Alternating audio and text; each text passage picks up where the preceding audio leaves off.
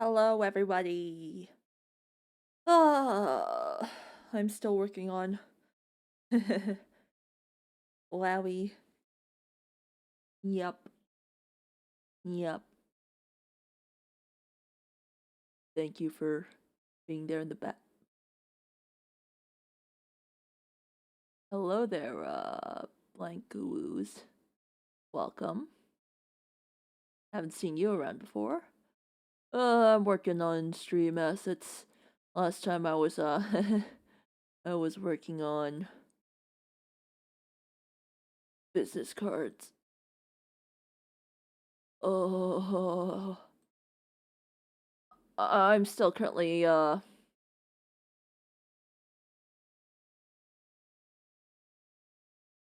wait. Pardon me, as a byproduct of getting old, my brain stops working at around like 10ish. It does not help that like I had a very long day at work today. No worries, but yeah, no, I had like a very long day at work today, like basically nonstop cracking away at assays from 9 all the way until like I left, cause yeah. Oh. We managed to get everything done, but like we're still gonna be slammed tomorrow, so it's just like, man. Please kill me. But yeah, thank you for the head pats. But God, it's funny because we had like absolutely nothing coming in on like Monday and Tuesday, and then all of a sudden, like, uh, yeah, no, we get told by like by our beloved CSO that, oh hey, we're apparently doing an assay validation, and there's like fucking 100 different things we have to test. It's just like, huh? This is like 10 times what we usually do. What the fuck?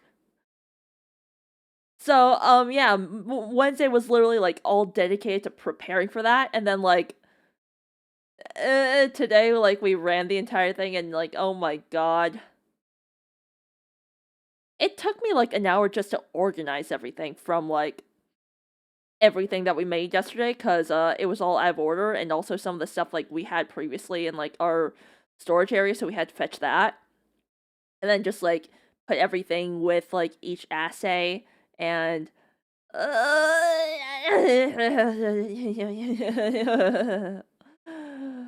and then tomorrow we have like 10 different orders coming in, and from the looks of it, they're all relatively complex as well. So, yeah, we're gonna have fun doing that. Oh, what a way to end the week. Am I right? And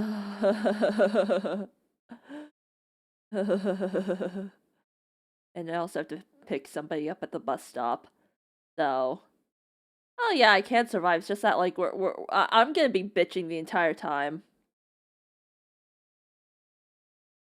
Anyway, I did tell my boss, like, I have to leave by a certain time. Otherwise, like, I'm gonna leave the person I'm picking up hanging, and I would rather not do that.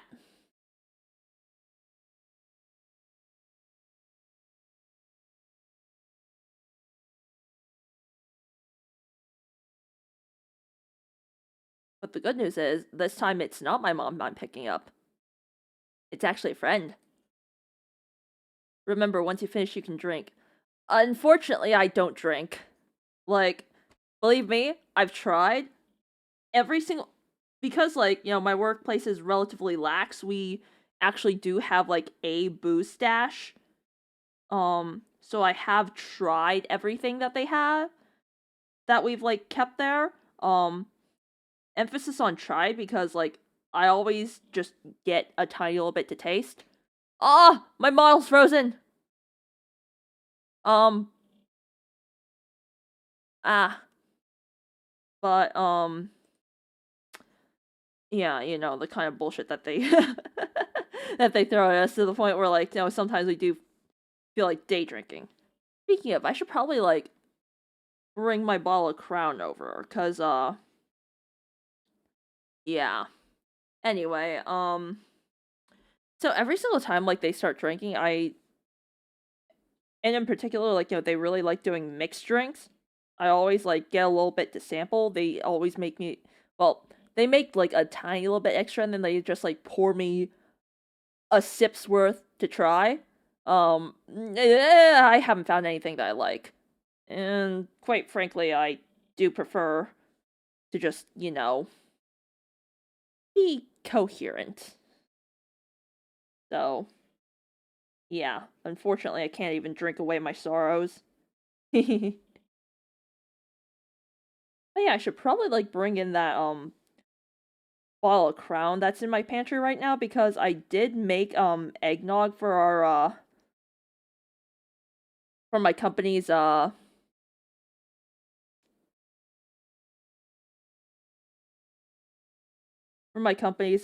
Christmas party. Um there's still like 3/4 of a bottle left. Well, no, not 3/4. I used up 3/4 for the recipe. It was a lot of eggnog. But anyway, what was I gonna say again? Oh yeah, yeah, no, I need him to polish off the remaining bit for me. And you're partially right. They actually mostly like gin.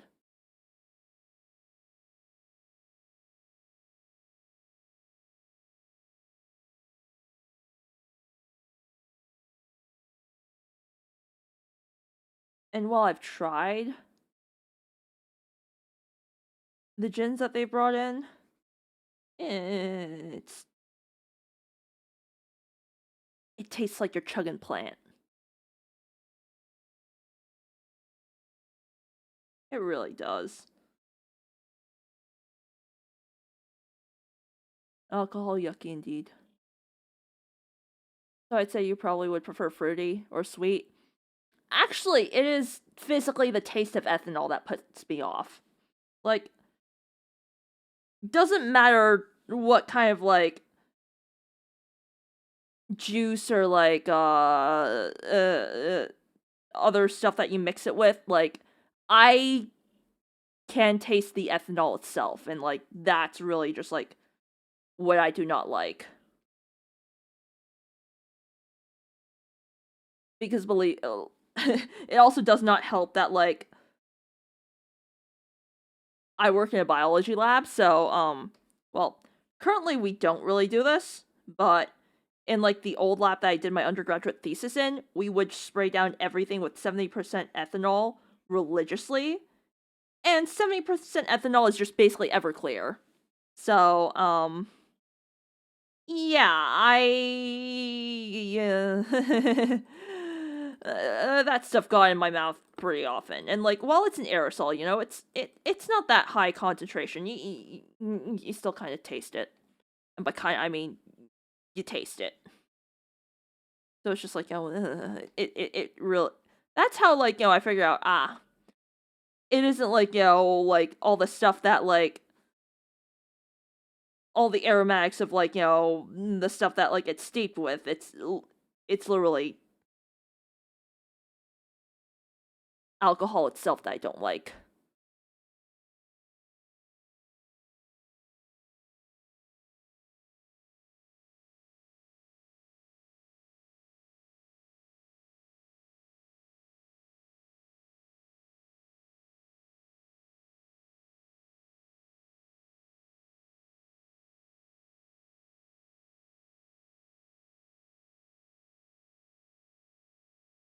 Have you tried amaretto? It's almond flavor, so if you mix it with Coke, it's more like Dr. Pepper. Not really.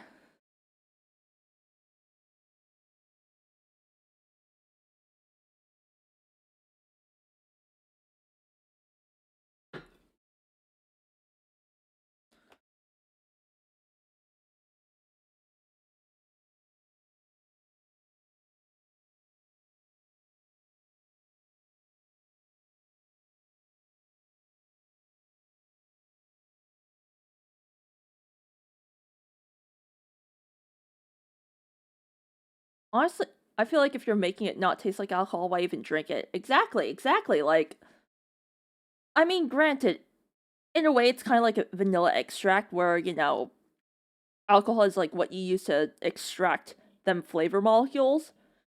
But even then, it's just like, to de stress. Well, you see, I have more productive methods of de stressing, such as, well,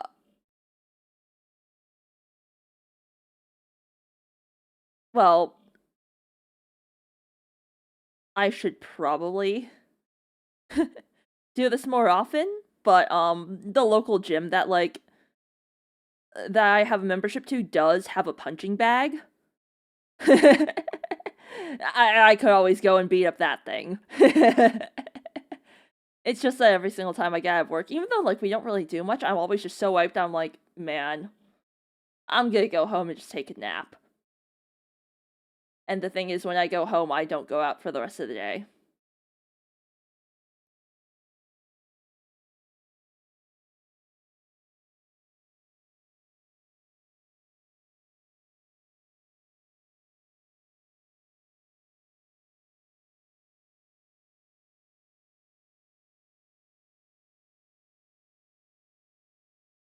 But yes, I would not recommend alcohol as a de-stressing method because that's how you end up an alcoholic.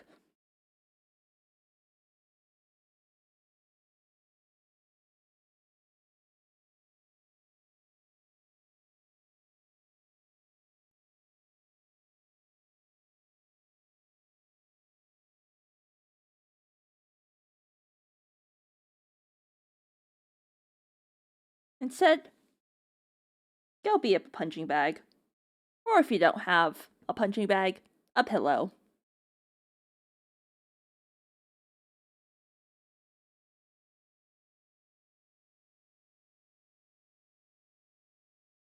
Because violence isn't the answer, is a question and the answer is yes.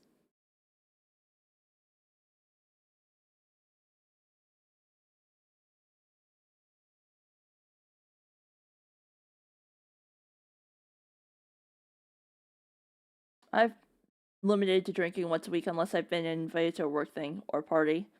Ah. Yeah, no, honestly, like, I don't really keep alcohol in my house. The only, well, besides that quarter of a bottle of Crown that I need to shuffle to my coworkers, the only other ones I have are, like, this, one bottle of sake that, like, I got in Japan as a souvenir because it was, like, wrapped in, like, the traditional, like, sake aging barrel, like, method. Um, and a bottle of red and white wine that like I only ever really use like whenever I'm making like Western dishes that require them for sauce. I do like putting white wine into white sauces, but I don't really make white sauce anyway. um and then oh yeah, I also have cooking wine. Shaoxing cooking wine, but that's like that's like Shaoxing cooking wine and mutin, but like those are very much cooking wines. Honestly, like sake isn't bad if you put it in like dashi and stuff, like as a part of like, you know, your liquid spices for cooking dishes. It's just that like I don't know, I feel like well, oh wait, no, I do also have a I also have a bottle of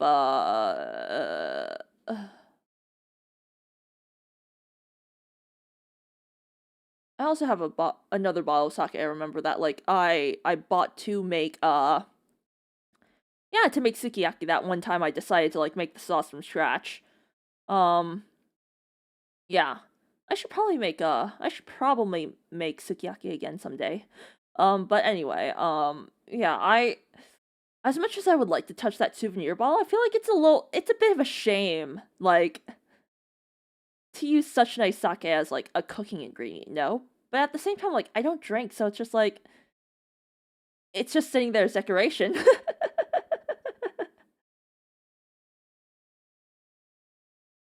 yeah, no, if you have like if you have any sake left over, do consider like looking up a whole bunch of like Japanese dishes because I know that like at least for a lot of stuff that has like uh that's like marinades or like grilled dishes, like they will use sake as like an ingredient in the sauce. Um, so yeah, sukiyaki is one. Especially with the sukiyaki, like if you find that your sauce is getting a little bit too thick, you can pour in a little bit of sake to like deglaze the pan and yeah, just like make it, not thick and burn.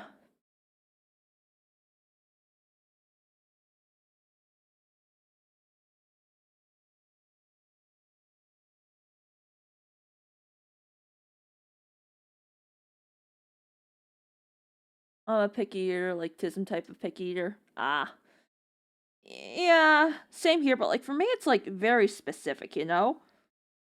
Like I would say part of like my picky eating when it comes to like that is actually I actually kind of hate fast food if I'm gonna be honest. Like it's greasy.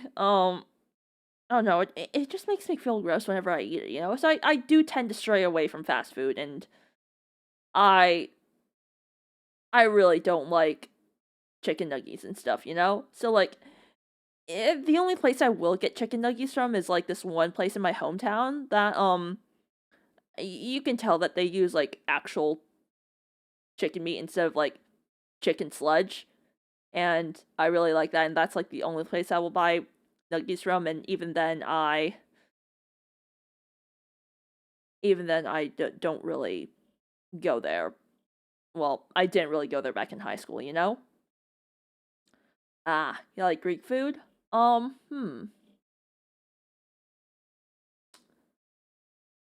Honestly, if you like ramen, you might actually really like udon then, cause they're like slightly different noodles. They're thicker, but like the broth is lighter. Um, honestly, like, uh, yeah, it's funny because like I'm Chinese, but aside from like making stir fried veggies and like the occasional sausage rice and like a couple of like simple college student staple dishes, I actually don't really cook that much Chinese food. If anything, I do cook more Japanese food than Chinese. um, yeah.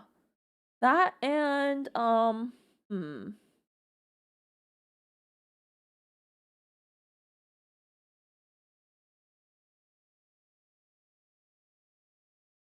what else can I recommend you?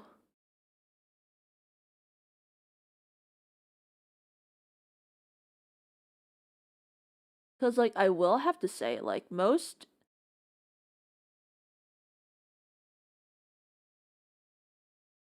English fry up. I've never heard of that. Could you perhaps explain to me what it is? Cuz that's my hyperfiction food right now. That's your hyperfixation food. I see.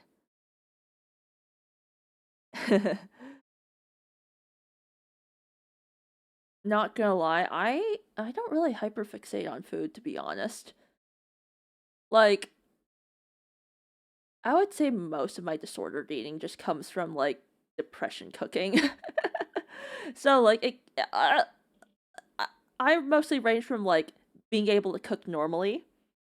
Hell, sometimes I might even feel fancy and like actually cook up something like that requires effort and a lot of dishes. And then there are some days where I just get so depressed I literally live off of like protein shakes for an entire week. And that is purely because like I'm so depressed I literally do not get hungry, and like the only reason why I'm consuming anything is because like rationally I'm like you need food in your system in order to be able to move. But I don't want to eat. So instead I drink protein shake, and even then I have to like force myself to do so. It is absolutely not good for me, but you gotta do what you gotta do, you know?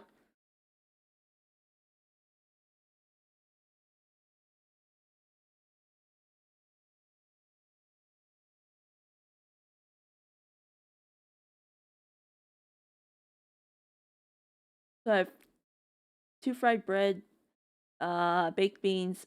Oh, I see. Full English breakfast. Nice.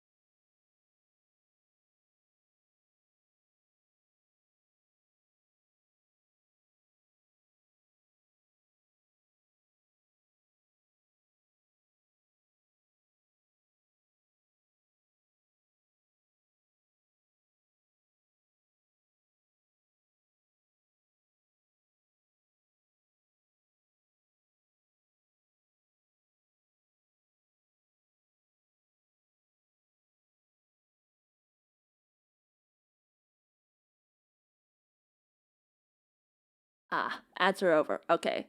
Yeah, now that you say the components are, I know exactly what you're talking about. I just never heard of it referred to as an English fry up, you know? Cuz like every single time I've personally like heard of it, it's always been described as a full English breakfast. So, like as soon as you started saying the ingredients, I was like, "Ah, I see." So I was like, is it like fish and chips and just like is it like one of them like mixed fry baskets over here in Maine where it's like you get a combination of like different fried seafood, so it's like, you know, haddock, scallops, shrimps. Yeah, it depends where you are in England is what it's called. Ah, I see. I see. But yeah, like, you know, as soon as you say fry, this is again me revealing, like, you know, the fact that I'm a filthy uneducated American, but like, you know, as soon as you say fry, I usually think like deep fried, you know?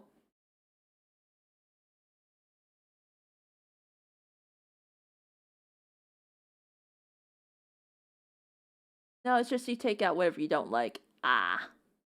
I see.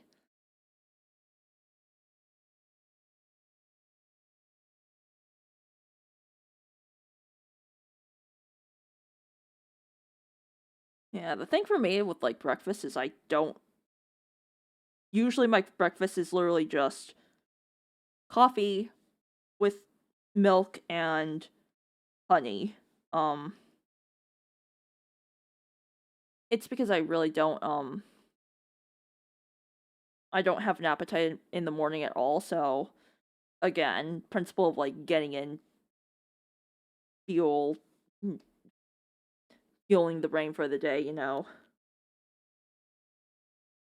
That's why I just drink a cup of coffee in the morning and that call that breakfast. But also like, my coffee is like half milk, half actual coffee. Oh one oh no, I eat it for tea. Ah.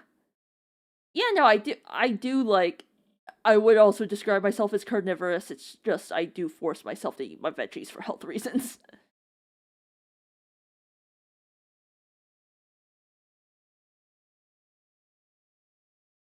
But my mom is always yelling at me saying, "You need more veggies in your meal." And I'm like, "Okay, at this point just tell me you want me to go vegan."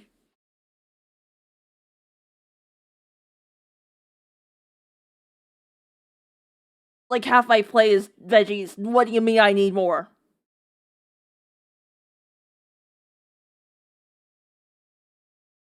No, honestly, I feel like my veggie selection is also like I guess where my well, I hope you're at least taking your multivitamins cuz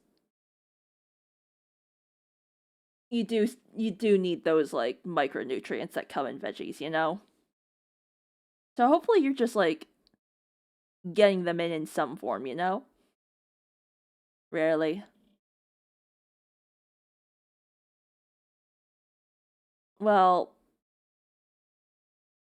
you should try doing it more often cuz some of those deficiencies are no joke.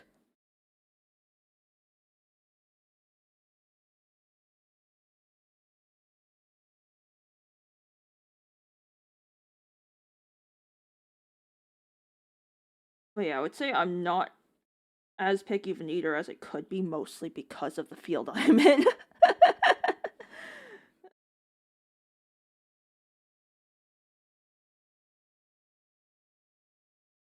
But it does show with like my choice of veggies and stuff because the only ones I ever eat are, surprisingly enough, stir fried broccoli or bok choy or tomato. That's it. Oh, and napa cabbage. Just those four. That's it.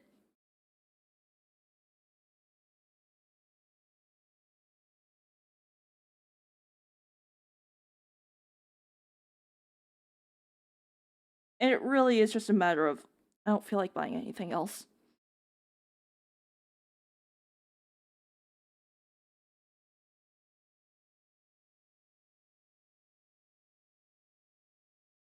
But yeah, honestly, like most of my problem isn't the variety, it's the fact that like I either get too depressed to eat or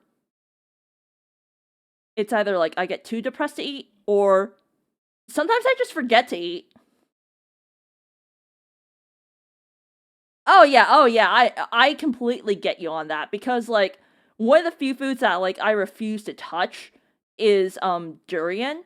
Like I can get past the smell, I guess, but it really is just like the texture that makes me go, no, I can't even swallow this. Because like it's custardy and spongy and like I don't know, man. Fruits should be like that. It's not even like bananas where it's like somewhat firm. It's literally like so much mushier, but like also not in a fruit kind of mushy way. I don't know how to describe it, but like no, I can't stand it. I can't stand it.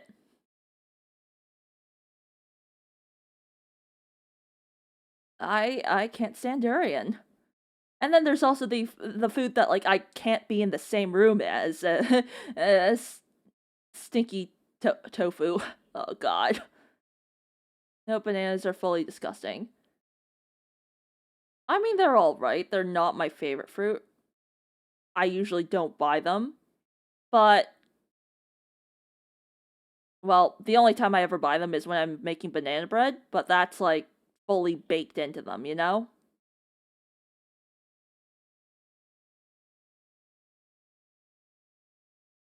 I can't even stand the smell of them.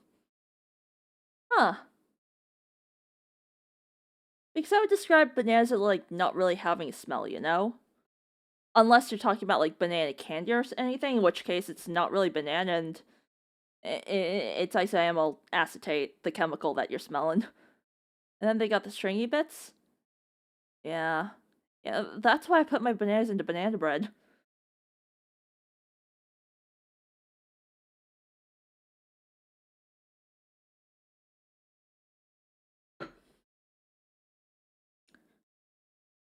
You mash them up and then you put them in with mix them in with flour and then it just becomes a very nice and moist cake.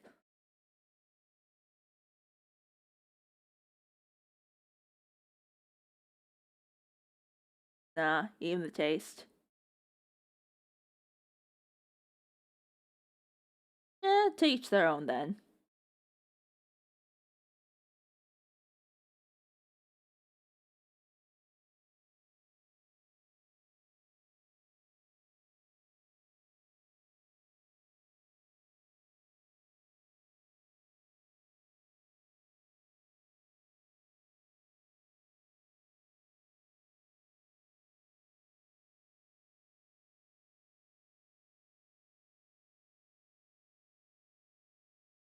Honestly, like I would say the worst part about bananas for me is the fact that they're an herb, not a plant.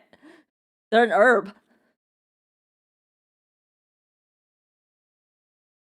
Oh, and also the fact that like the only variety of banana grown these days is the Cavendish, which is fantastic if you want the entire crop to be wiped out by like a freak disease.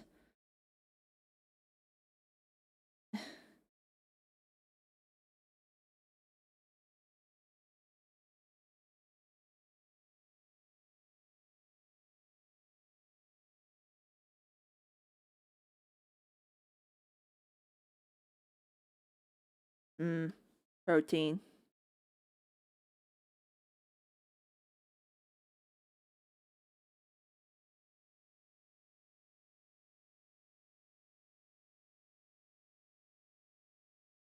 Fun fact: I've actually eaten scorpion before. It was in a street stall. Back in back in China when I was visiting my grandparents once. Um,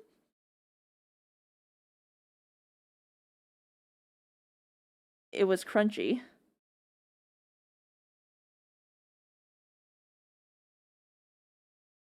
And I've also had crickets, but honestly, I would say the worst part for crickets is just oh yeah, the lollipops. Oh god, those lollipops just taste like chemicals. The one that I had, it was grilled and seasoned with some chili powder and cumin. That wasn't that bad. I've also had crickets before, but like the worst part about crickets is just how their legs get stuck in your teeth. You know, I prefer mealworms if we're gonna eat bugs.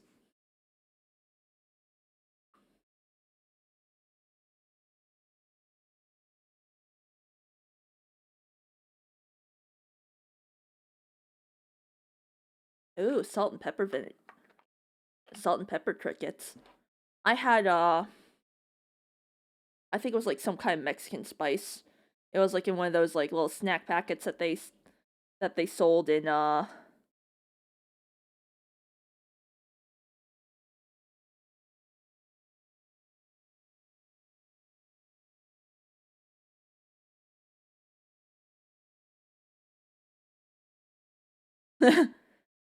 salt and vinegar.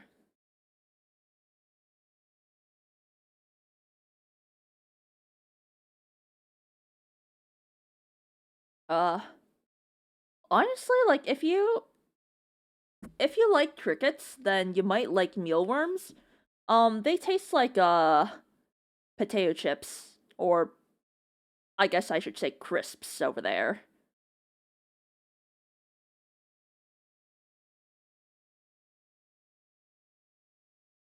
They're not bad. I would say they're actually better than crickets because they don't have the legs that get they don't have the legs that get sick in your teeth. Salt and vinegar you put on fish and chips. Ah, yeah. Over here, like salt and vinegar is like a legit like flavor that you eat in that you buy in like potato chips and stuff. Bags of them at the grocery store.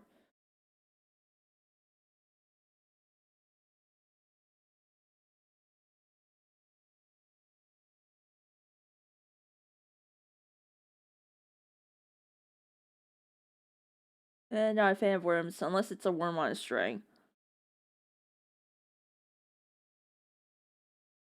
Honestly, they aren't even a true worm. They're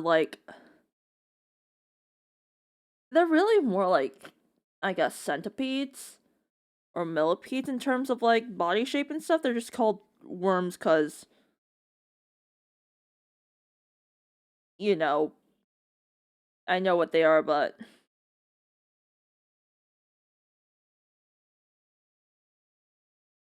yeah.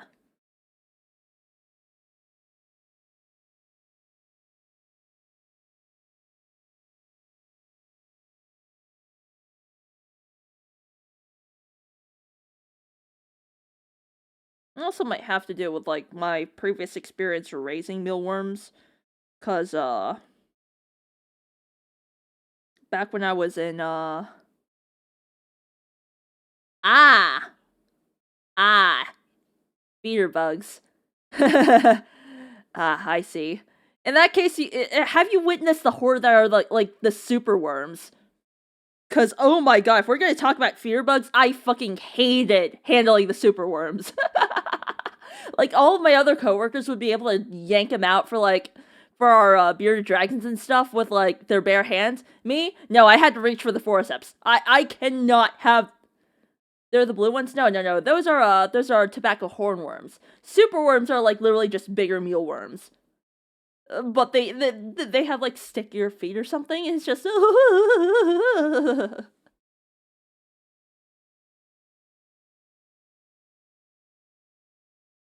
we did not keep hornworms around actually. Um, no, we instead we had dubia roaches, but those were like in a big plastic bin.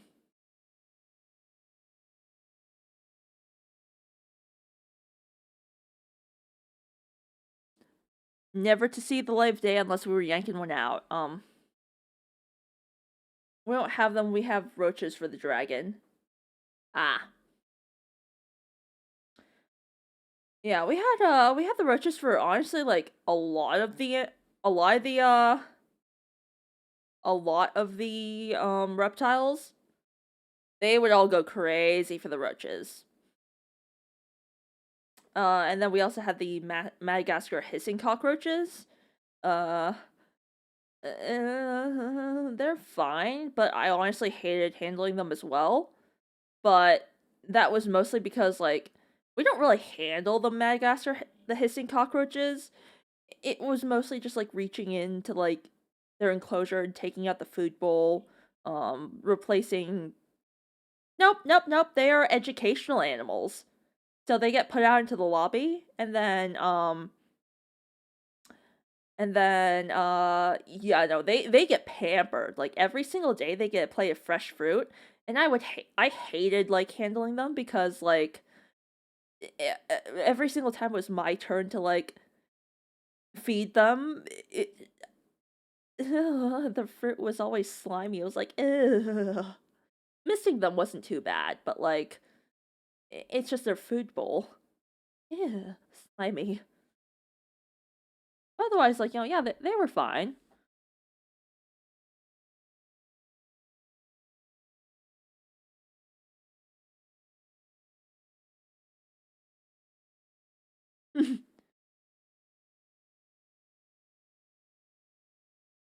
Yes, Scarlet, I've handled a wide variety of animals.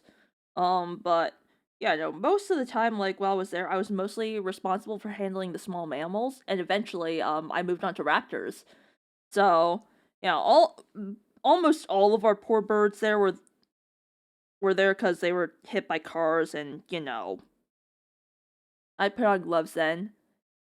Yeah, but I wanted to be tough. This was back in high school anyway, so I don't even live in the same state, so it's not like I could continue volunteering there even if I wanted to. But yeah, no, then I moved on to working with the Raptors, and that was where I got my mouse handling experience. And by mouse handling, I mean they were all dead.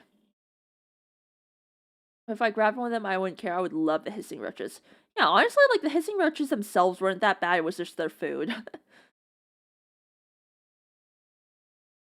um, but yeah, I would thaw out mice and rats and stuff for them. Uh,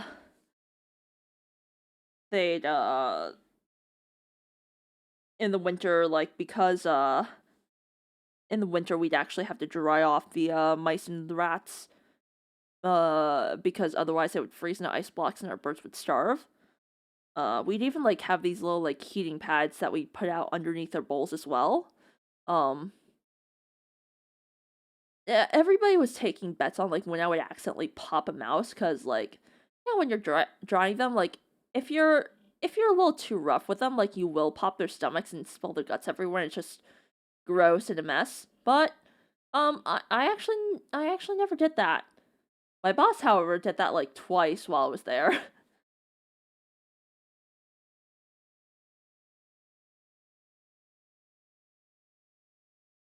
So that was fun. Ew. Hey, I haven't even gotten to the part where like we actually had to like dissect a Yeah, yeah, they would. We had quite a few colorful characters there, including a barred owl who I call her racist cuz she only eats white mice. Like no black mice, no rat pups, only white mice. So, once our mouse supplier was like a little bit behind, so we were actually running out of mice. And because of that, like obviously like for the larger birds that could eat bigger things, we moved them onto like alternative food sources. So quite a few birds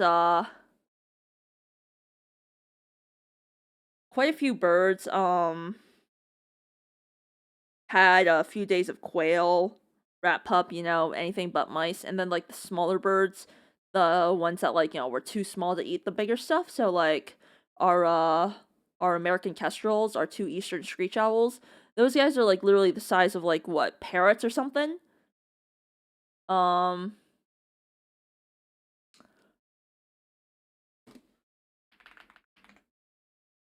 but yeah, those little guys, like we would triage like the mice to them, and of course our barred owl Lucy, who will literally go on a hunger strike. Who will literally go on a hunger strike if she does not get her mice. We set those aside, but even then, like we did actually run out, and so we gave Lucy the last bit of our mice. And for the for the four other smaller birds, we ended up having to get a rat pup, and my boss literally drew and quartered it. Like gave us an anatomy lesson while we were at it, pointed us out like, the liver, the intestines, all all the all those fun organs. Yeah. That was also when I learned that like she actually had pilfered quite a few scalpels from her time as a vet tech in Arizona, and apparently at her animal hospital it was tradition for whenever they had a cat neuter, they would like leave the balls on each other's windshields as like a practical joke.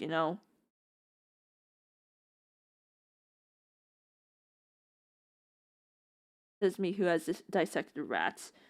Yeah, no, I the only rat dissection I've ever done was more or less me watching like a poor little med student while my boss did the actual legwork. And as for animals I have dissected, squid, and fish. The both were like way back when I was in elementary school during like this one marine biology summer camp because we had like an aquarium near us, and my mom decided to send me to science camp. Um, yeah, the entire time I was dissecting the fish, I was like, man, if only I could like take take off a little bit of that flesh and just stick it in my mouth, you know? Sushi. I did not give in to that thought, but um later down the line I'd do something that's objectively even worse. So, uh, so in my particular field, we do have to like for certain experiments we have to like keep cells, you know? What fish was it? I don't know, it was like some tiny little white fish, kind of the size of your hand. Silver, which doesn't really doesn't really tell you much.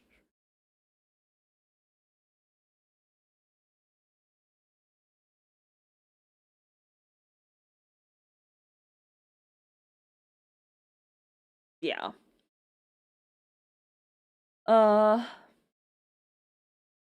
but later down the line, so we have to like raise cells and stuff for our experiments, right? And in order to keep those cells alive, we have to like no, it was not a carp. I don't think it was. It might have been a moonfish or something. I don't know. It definitely something native to like the waters of Long Island Sound. Um and plentiful, I should add. Uh we were not chopping up endangered species. Uh so yeah, we raise cells and stuff, and in order to keep those alive and feed them, we do put in this liquid. It's basically glorified gator. Moonfish are massive. Oh. Uh but honestly, like it was so long ago that like I think you might be thinking of sunfish. Cause I know that sunfish are like massive. Now if only Firefox would not freeze up. Yeah, that's a sunfish. Moonfish.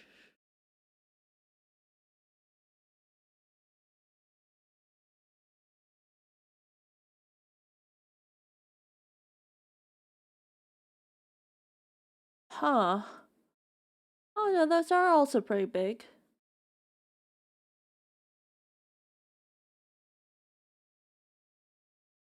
Hmm. Well, either way, it was like a fish that was like similar in shape, but small and silver.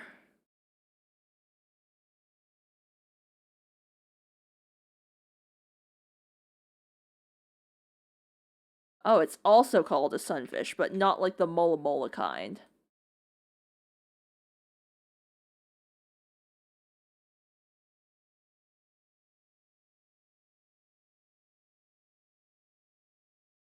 Ah, it's a warm-blooded fish. Damn.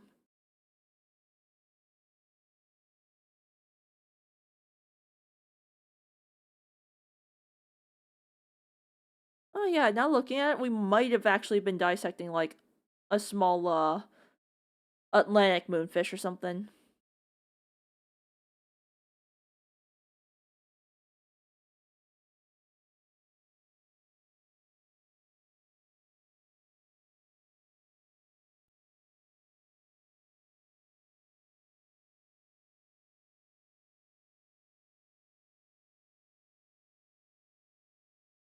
But yeah.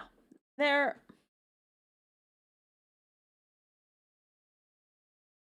uh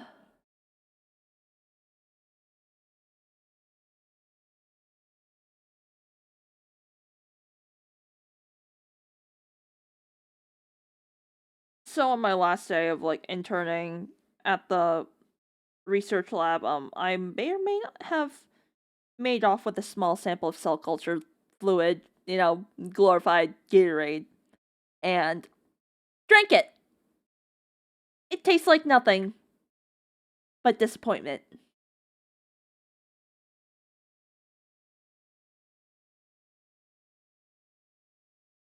And like maybe a hint of salt. Like, well, I may say that, like, what's good for the cells is good for me. Like, man, what's that cell culture like fluid? It's basically like what ya. So for our experiments, we have to like raise cells and stuff, and then do whatever we want with them. But cell culture fluid is basically just like fancy Gatorade, but for research purposes. Um, but it's technically drinkable. You should not, but it's not the worst thing you could be putting in your body that comes from the lab. Comes in big old bottles like this.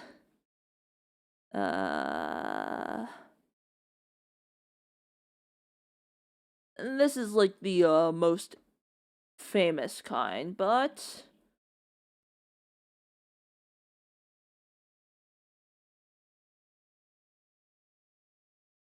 this stuff. Overpriced Gatorade. Haha. And it tastes 100 times sadder. I was tempted to like put down a toggle for my 2.0 model where I would be like drinking out of a bottle of that. But that was like, nah, I'm never gonna use it.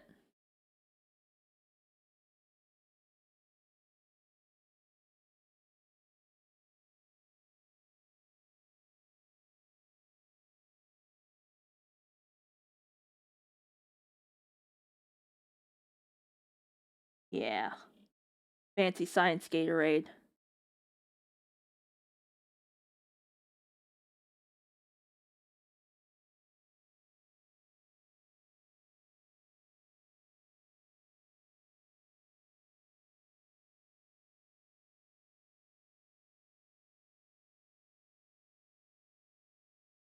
Anyway, do not recommend drinking that.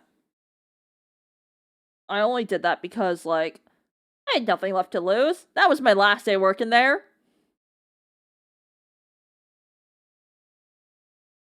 Nobody's gonna miss, like, 2 microliters of it. Or, honestly, even 2 milliliters, you know?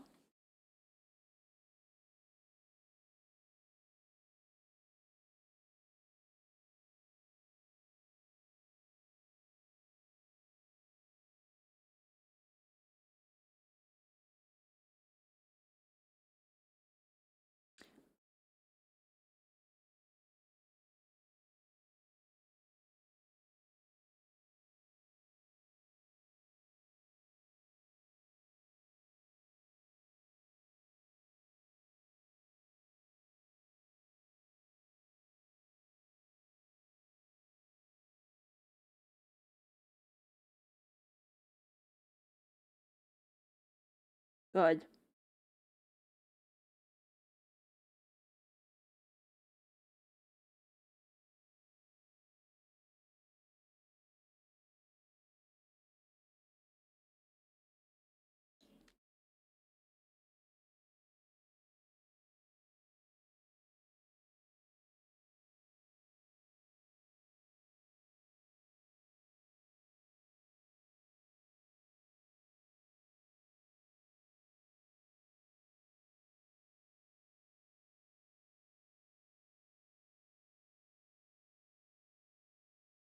If I was to drink anything, I'd drink the alcohol that fire spirits use. Heh. I would also not recommend drinking the lab alcohol because that stuff is usually mixed with like stuff that you should very much not be drinking in order to like not have to pay up liquor taxes, you know? So, yeah, lab booze is not safe booze absolutely not safe to drink.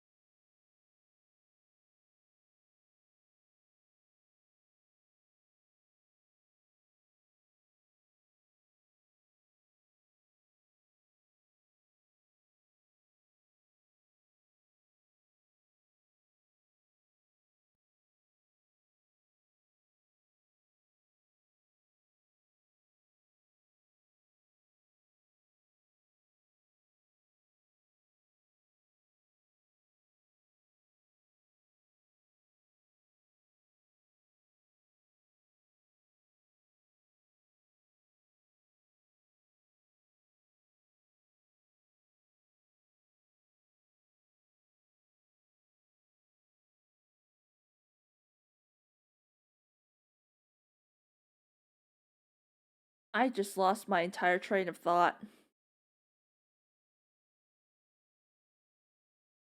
Ugh. Um, don't you love it how, like, it's almost as if, like, overnight you get old and then you're forced into, like, having a normal bedtime? But for me, like, I don't even get the benefits of, like, suddenly becoming a morning person. No, no, I still sleep in as much as I used to. It's just that now I get tired at, like, 9 p.m.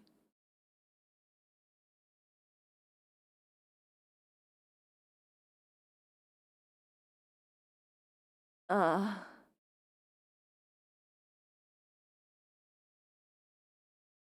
mood. I know. I know. No, it's 3 a.m. for me. Yeah, it's 10:42 p.m. for me is for me over here because I'm on the east coast of the U.S. So yeah, it's honestly like that time of the night where I'm like, oh, my old man sensibilities are kicking in. Uh, I used to be like quite the night owl. Like I could stay up till like 4 a.m. no problem, especially if I was like in the middle of a panic attack or something. Um, I've honestly pulled out all nighters purely out of stress before, but it's just like now it's as soon as like it hits 9, 10 p.m. It's just like my body's like no, bedtime, and I'm like man, there's so much stuff to do still.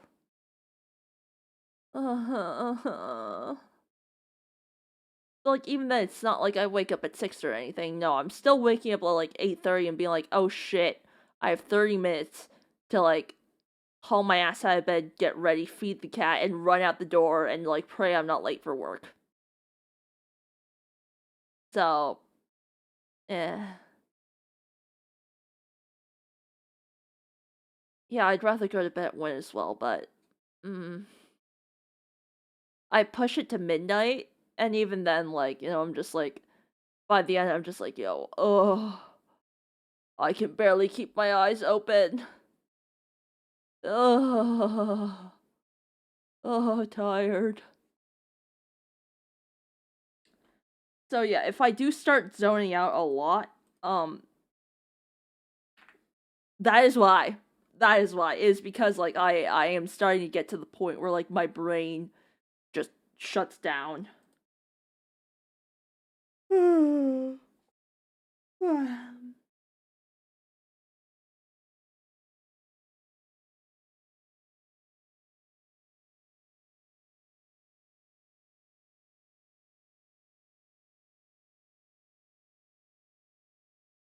And I haven't even done any practicing today because I was too busy cleaning my apartment for guests.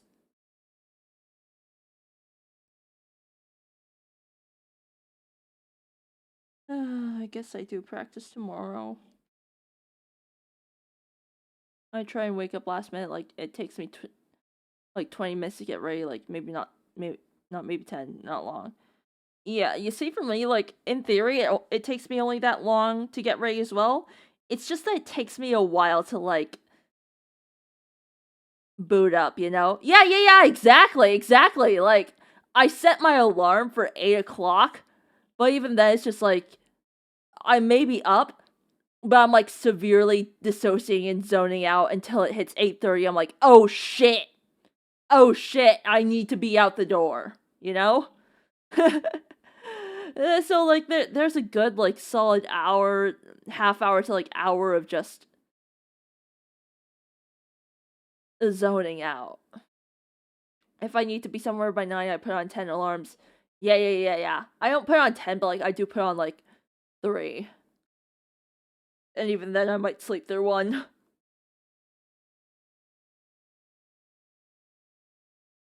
And even then, it's like, even though I may be, like, awake enough to, like, put on my clothes and, like, drive to work, speeding the entire way, like, I'm still not, like, fully coherent for work until, like, 10 in the morning. So it's just like, my coworkers do notice that, like, early in the morning I work slower until it hits 10, and then it's like, finally, ink can lock in. Which is also kind of why, like, I need coffee in the morning, you know?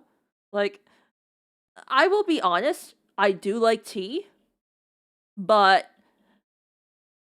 uh, the the varieties of tea that I have do not have that much caffeine in it, at least compared to my coffee. So the amount of alarms I have on my phone, you'd look at you like I was a madman. Oh, believe me, I have a whole bunch of alarms too. It's just I never set them up. And my mom is like, "You should set more alarms. You should set more alarms. So you should set more alarms." I'm like, "No, I'm fine. I'm fine." Because like, if it's stuff that truly matters to me, I will remember it, and I will be like fucking staring at the clock, counting down the minutes. But um,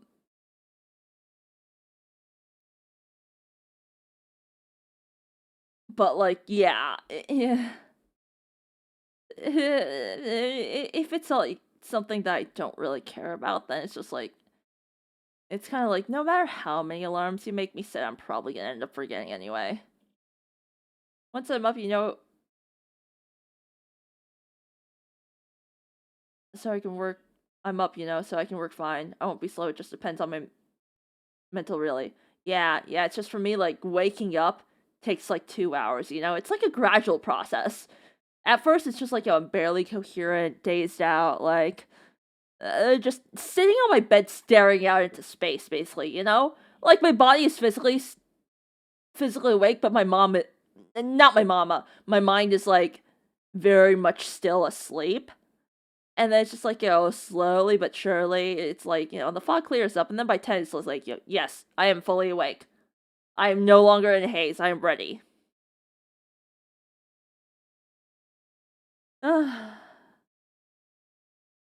It's just I don't really have that luxury tomorrow because we're gonna be slammed with work from the get-go! Ah. That's me doing 12-hour night shifts. Yeah, I can't do night shifts.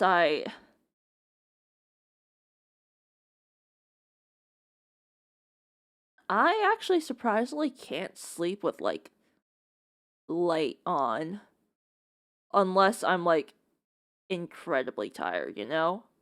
So it's like if I'm taking a nap during the day, I will like put my head underneath the blankets. Does it feel stifling? Yes. But it blocks out the light and I don't have blackout curtains, so yeah, we make do with like what we have to do. Though sometimes like, I do get so tired that like I just knock out completely even if the lights are on. But those times are rare. Um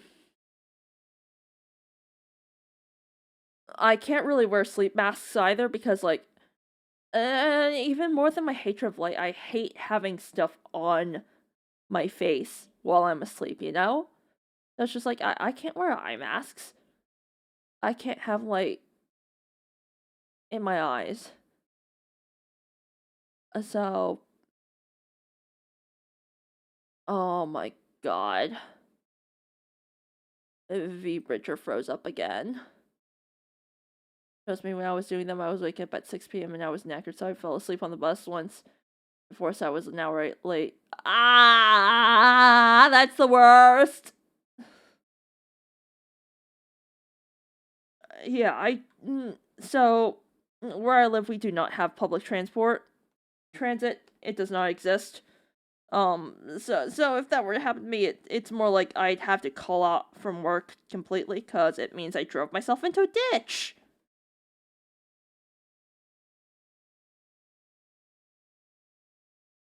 Which is not good.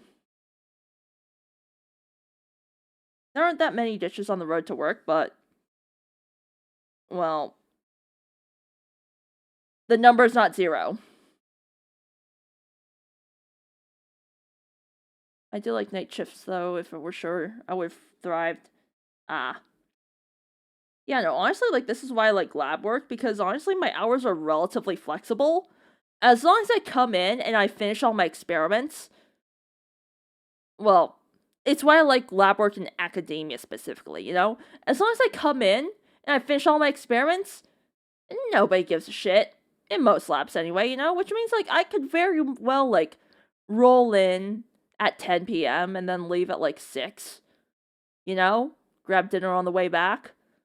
And, as long as I finished all my experiments, like, nobody would really be that upset with me. Hell, like, if I finished my work for the day, I could even leave early. But, since I'm currently working at a company, I can't really do that. Very much 9 to 5 desk job.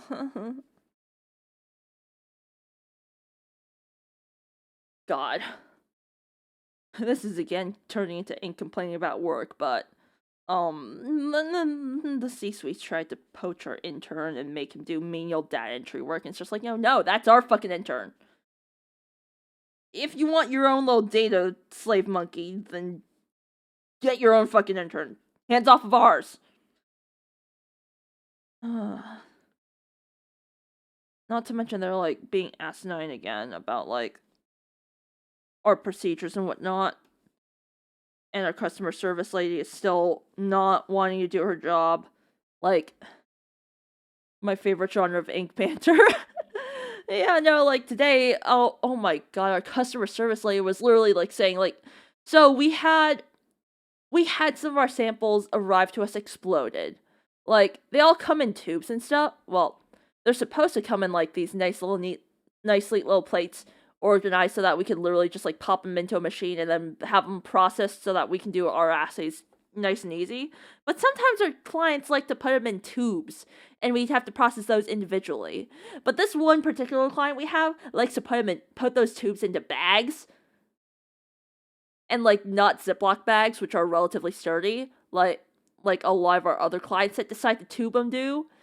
These are like these flimsy little trash bags. And one of them exploded on us. So, yippee. I think we had like quite a few samples lost just because of that. So we essentially like put that onto like hold, like if something went wrong, and God, her customer service lady, like, fucking went off on us, saying, like, oh, why can't you fix this? Blah, blah, blah, blah, blah. Like, I'm sorry. I didn't realize that customer service was a part of my duties as a lab technician. And, like, they're having us do, like, shipping as well. Like, Jesus Christ, we're here doing, like, experiments and stuff. We're not a warehouse. Isn't that supposed to be what you're doing? You know, y'all are sitting on your asses all day in, like, meetings, essentially for the sake of meetings. Like, God. What the hell do they even do anyway, besides, like, have meetings? Because they're not really dragging in clients. Our customer service lady is doing everything she can to not do fucking customer service. The only person in, like, the business side that's actually doing any work is our sales lady. And she's busting her ass off, like, going around the entire region doing, like, shows and stuff. Basically, like, every 3 days or something, she's out, like, presenting and, like, showing us to prospective clients. It's insane.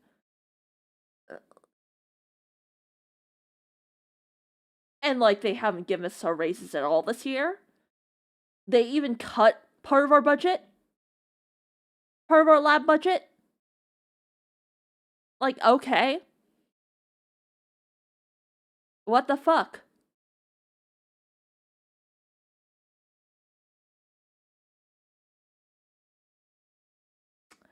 Oh yeah, you know, she's probably quote unquote management. Oh, they all are. They all are. They all are. The only one besides our sales lady doing anything is like maybe our maybe our CEO who like pulls in some grant money. Some. Not really much.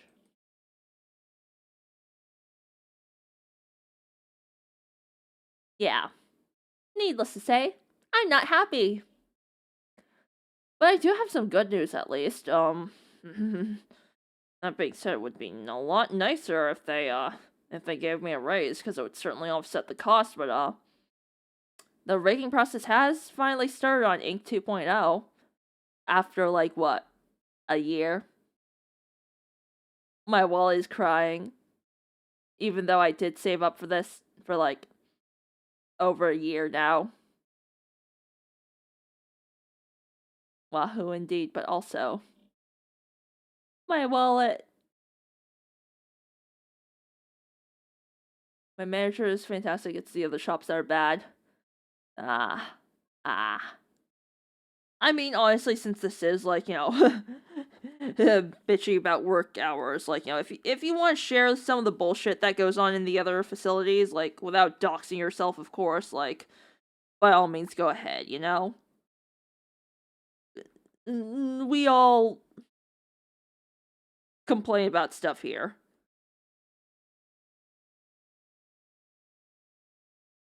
Complaining makes life a bit less painful.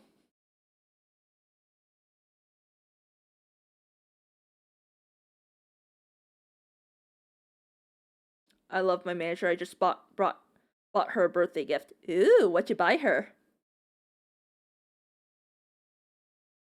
Like, yeah, I would say my manager is fine. Um, it really is just like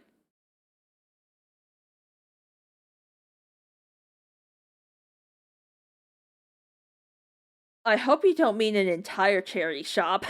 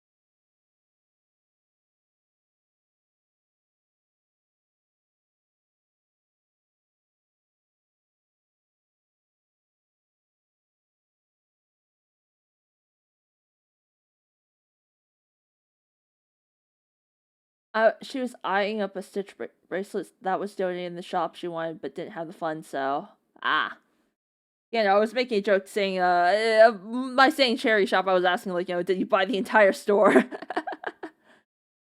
But anyway, stitch bracelet. That's a nice one. That's very thoughtful of you.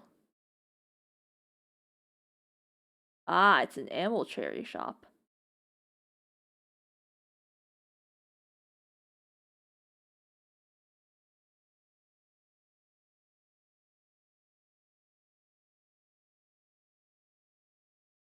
Yeah, in this economy, nah.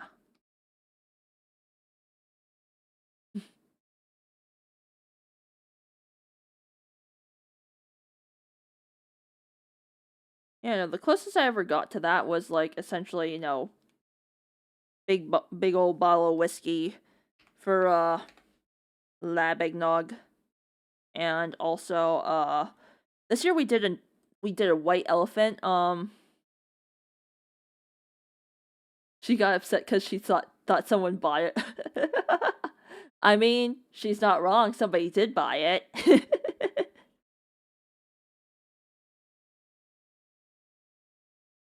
But yeah, no, we did a white elephant gift exchange this year, which is like, uh, where you get a whole bunch of gifts that they're more of a burden than an actual gift. I got a Mr. Beast themed headphone stand. Uh, my coworker pawned off a whole bunch of uh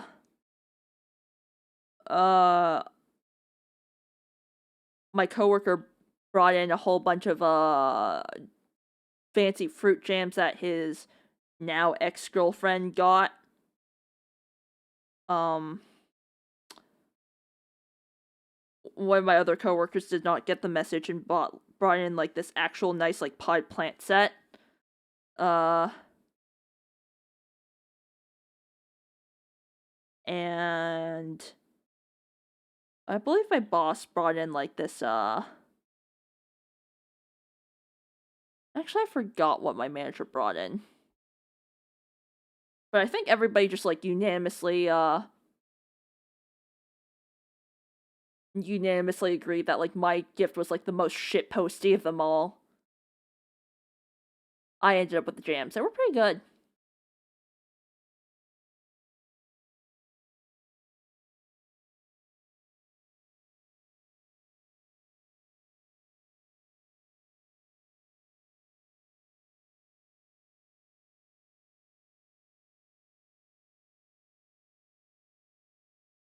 Yep, they're like joke gifts. Um I know that like online when some people have done it, like they go all out. Uh According to stories like that I've read, some people for this one like particular group, they have like this one painting that always gets offered up every single year. Uh Another couple went ahead and found a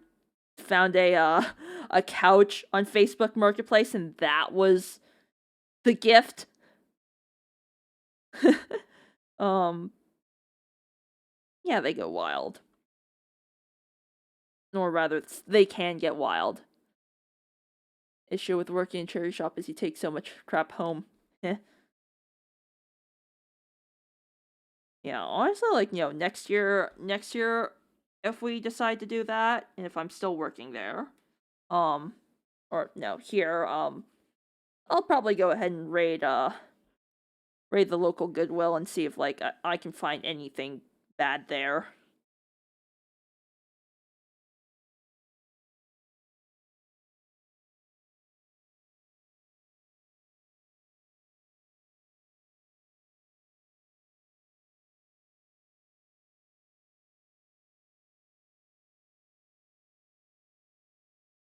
But she thought that somebody bought it. Heh.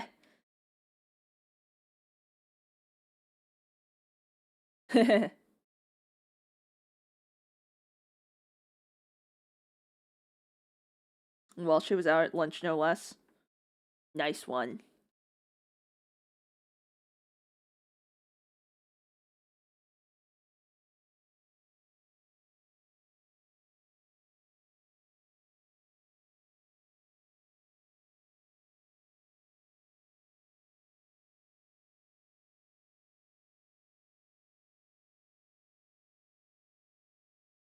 Let's see, how's this line supposed to go again?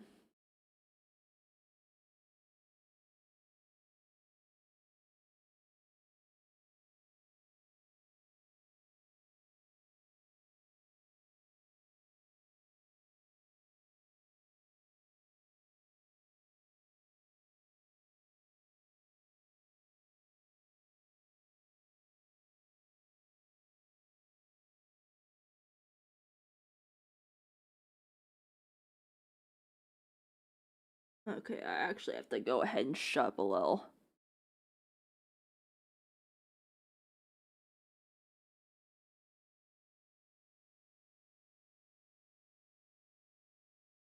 Oh, ad. I will discuss the American thrift store strategy.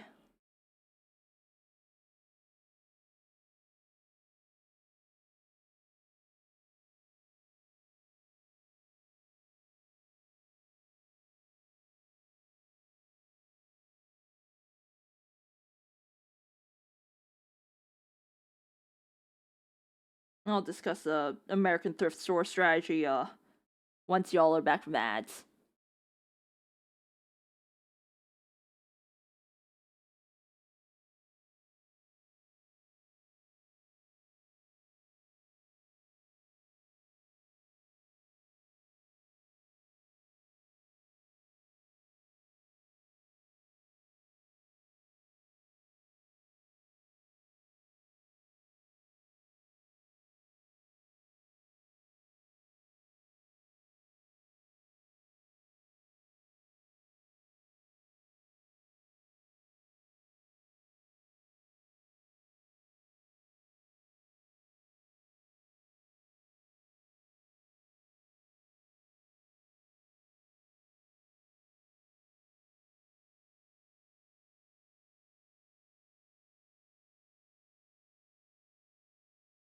Nani mo iwanai de ashita asa e.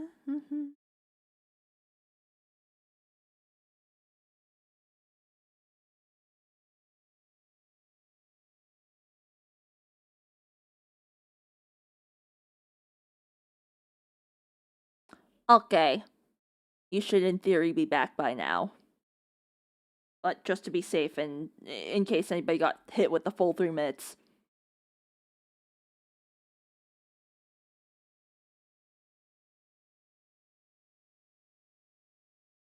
Yeah.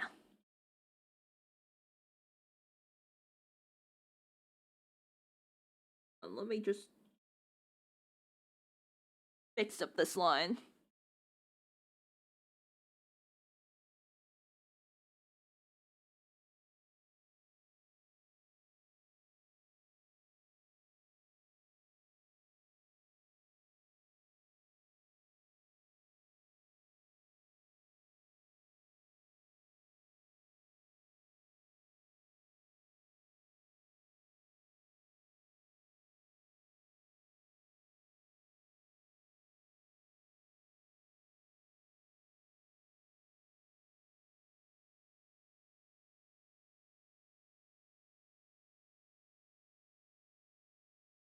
Okay.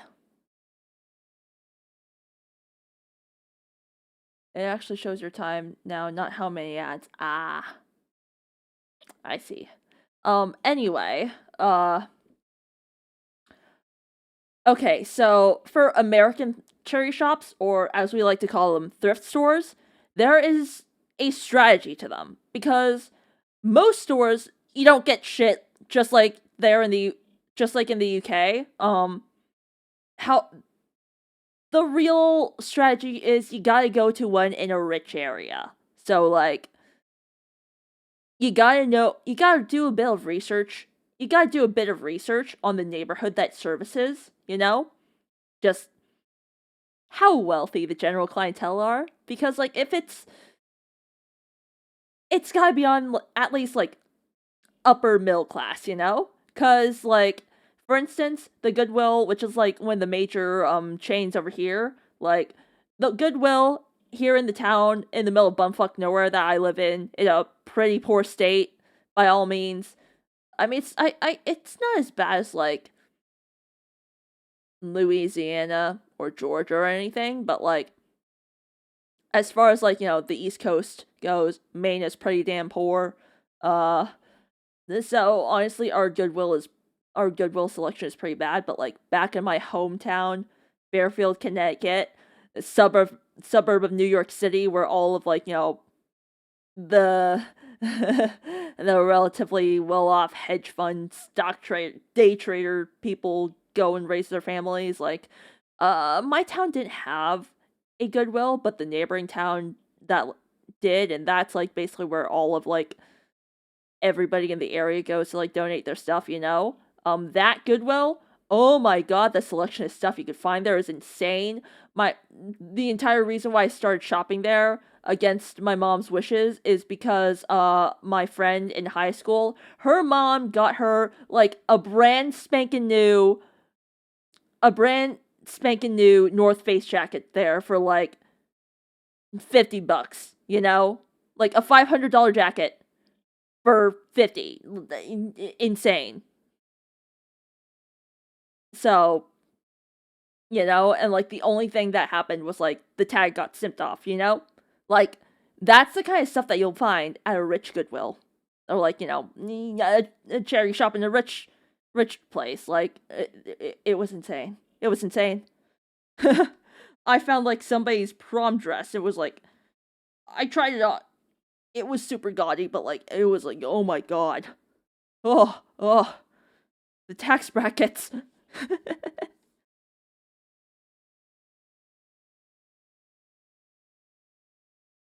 Oh, to go thrifting indeed. Nowadays, everybody does it on Depop and like they charge like hell.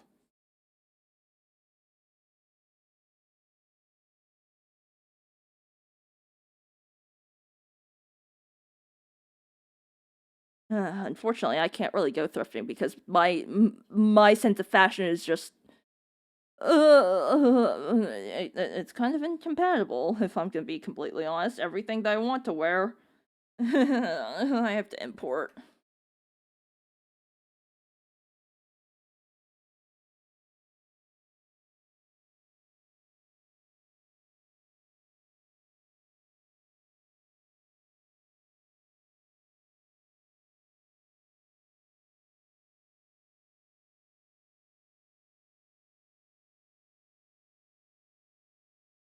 But yes, if you're gonna go here, definitely do your research.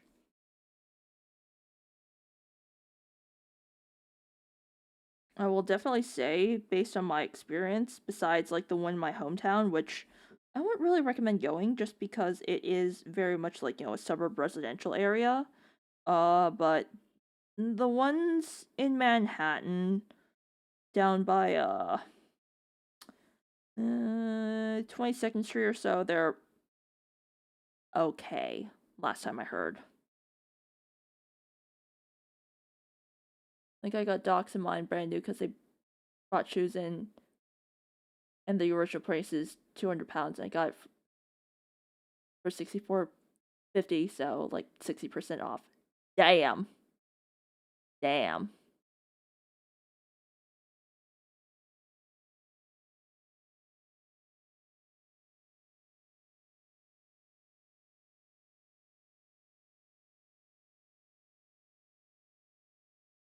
Making me a little jealous.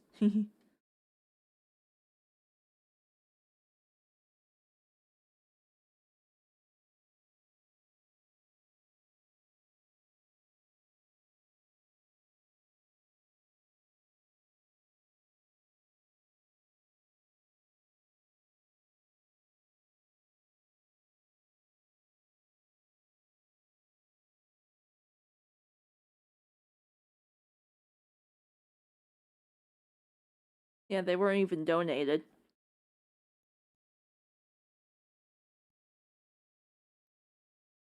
Damn. You don't see that kind of stuff here in the US.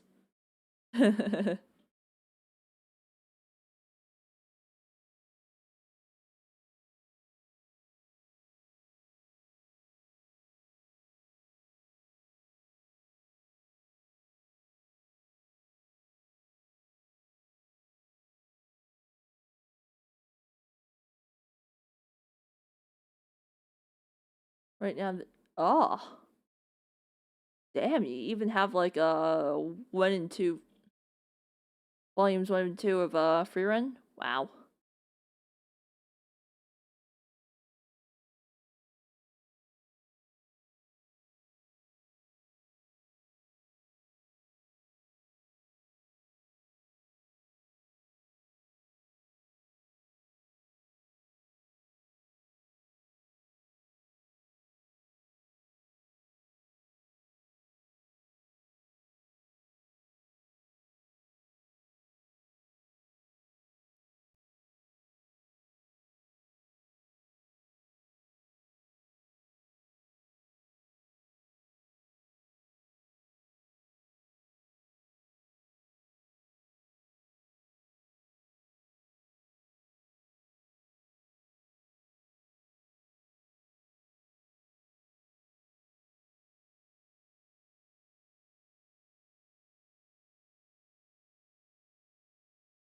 Ah, nice. Hang on, I just saw this like super interesting thing on Twitter. Uh, where like you'll be able to like trigger certain toggles, or rather whatever toggles you want with like face parameters. I'm like, ah,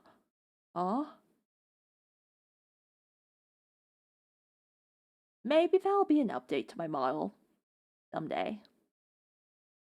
Ah,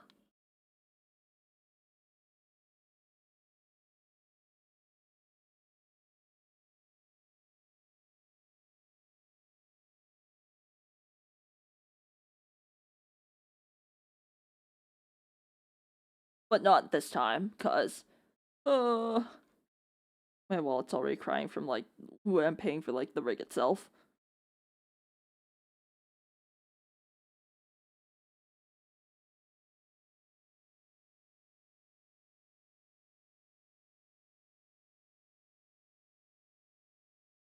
The issue is the dude storing the books knows nothing about manga. The manager said them don't discount them if they aren't selling because someone will buy them, but he does anyway, so I have to keep an eye on them now. Oh,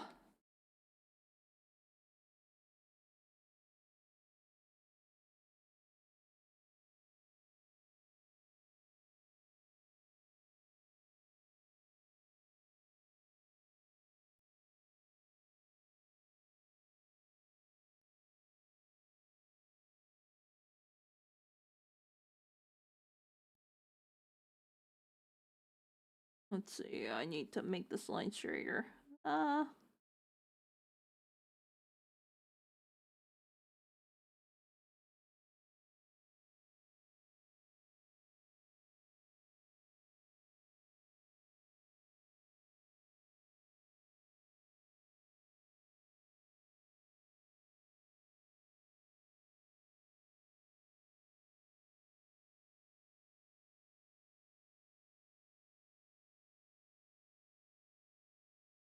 Honestly, all this talk of seafood earlier makes me really want steamed clams now.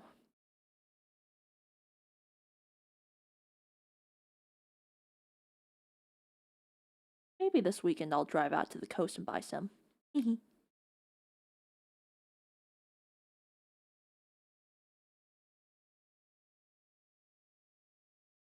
Because we had volume 1 of Black Butler, and for £5, he put down to 1.75. Ah, that's the worst. Like the person who bought it would have bought it for a fiver.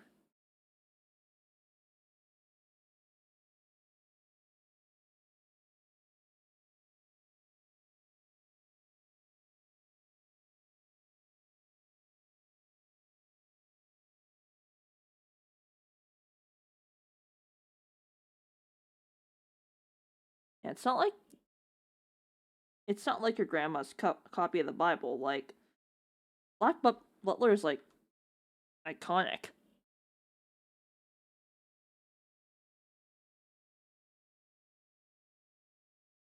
So to be able to get for like £5 anyways, like it's already on discount. The discount even more is like to give it to them for free. Yeah.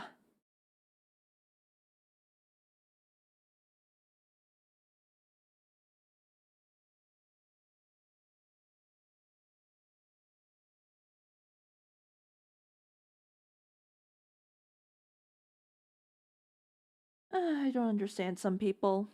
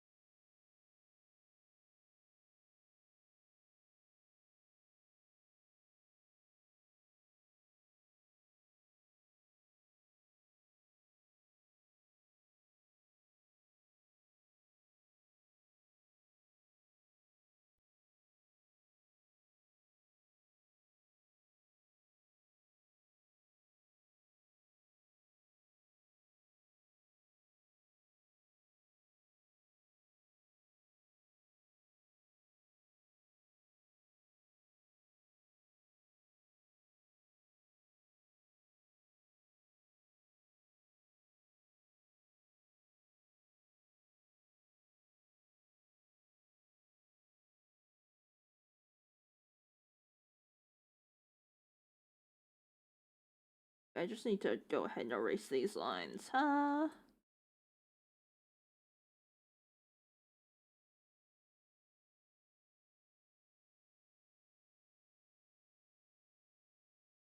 Honestly, my goal tonight is to just finish lining this.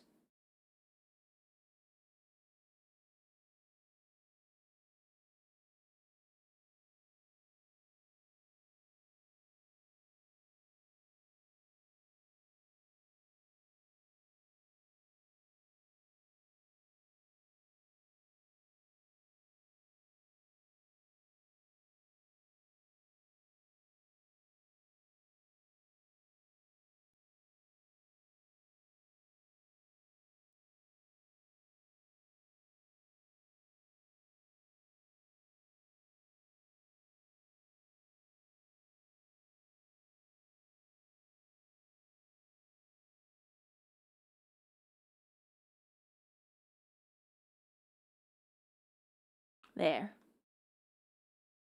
She was so mad, and now we have a different manga, not the free run one for 12.50. We have like 4 volumes of it. We aren't putting it with the books there now near the expensive clothes in the window. The free run one is 6.50 each right now. Ooh.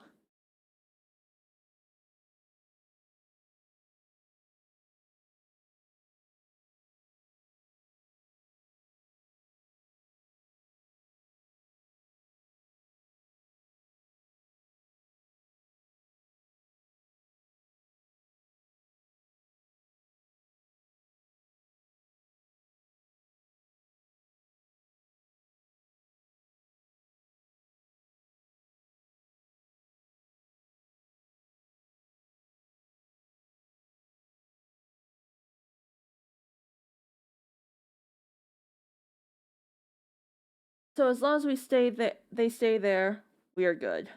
Ah.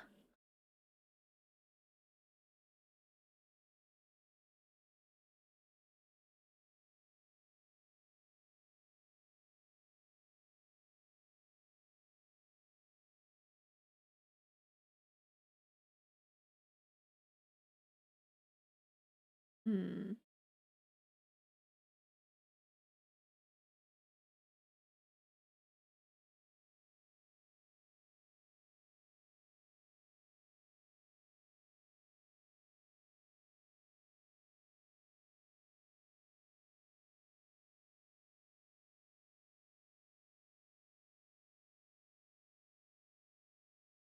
Once again, I do wish I was there when they were shipping pricing the free one because I would have upped the price because of the new season. Ah. Very business savvy of you.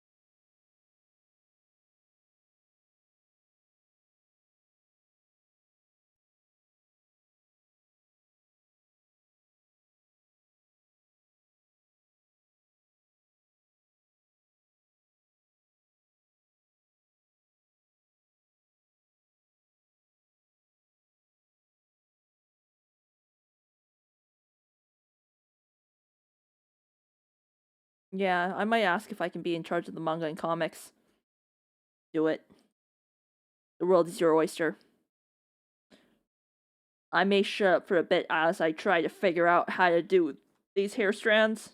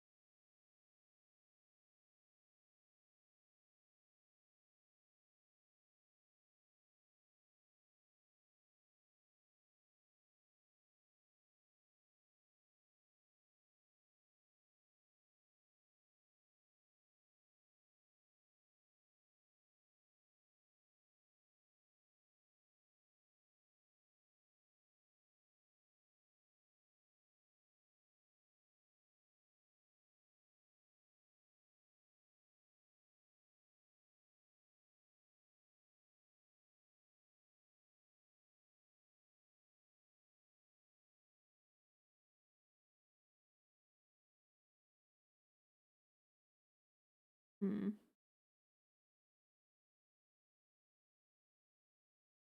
Hmm.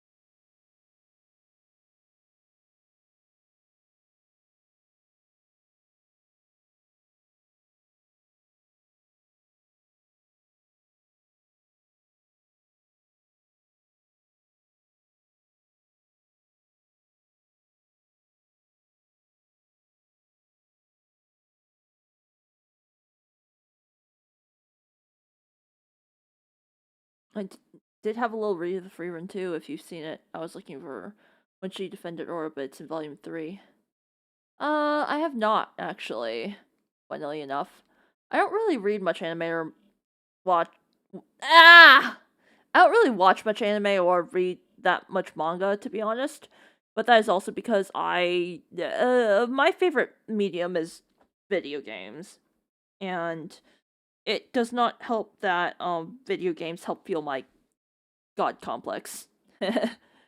So, yeah, as of late, like I don't think I've really watched any shows that are like currently airing or like have recently aired. You know? And I have like a massive backlog of games to play through as well, so it's just like I also really don't have the attention span to like sit down and watch an entire show, you know? And like at least with like American sitcoms and stuff, like I can American shows and stuff, like I guess I can be like working on stuff underneath while listening. But with like anime and stuff, like a lot of it isn't dubbed, so I'd have to sit and read subs, and I can't really do that when like because I do enjoy doing like cross stitching and like other embroidery crafts. I can't really I can't really read the subtitles if I'm busy trying to make sure I don't stab myself with a needle, you know? Or like I'm working on artwork below and like I'm trying to like line or color and something. So, yeah. That being said, I should probably finish up May I Ask for One Final Thing. That show is hilarious.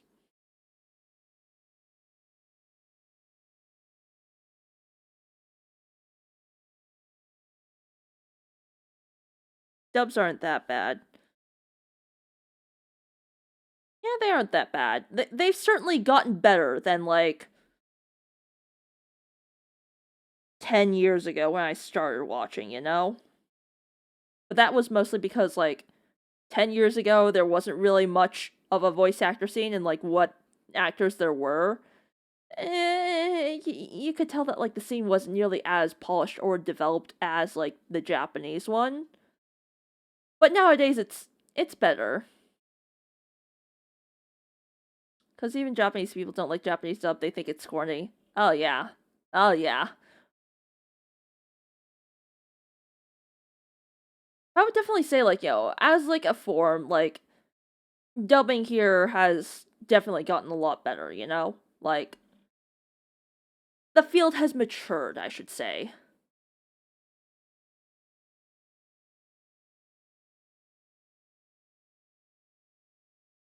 Oh boy, have you seen the cursed dub that's the Bendery season 2 dub?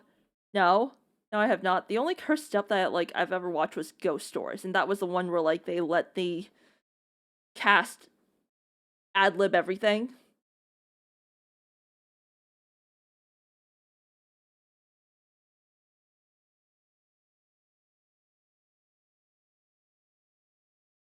You should look up clips. It's so funny.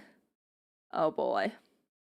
Honestly, I would say like there are two shows that I can list off the top of my head where I do actually recommend the dub over the sub. Cause the first one would be May I ask for one final thing, cause uh honestly the profanity does hit a lot harder when you can understand what they're saying. And also like the translation of every like the translation from the subs makes her sound a lot more reserved. And I don't know, I think it's funny when she's just like basically two steps away from dropping the F bomb, you know? And the second one the second one is and I really hate talking about this, but it's Italia. The other one that I recommend the English dub over the sub is Italia because there are like sections where they go over like world history and stuff to provide context. It's like, translator notes directly in the anime itself, but it's like history footnotes. Um they give the they give the voice actors like a lot more. They gave like the dub cast a lot more free leeway in the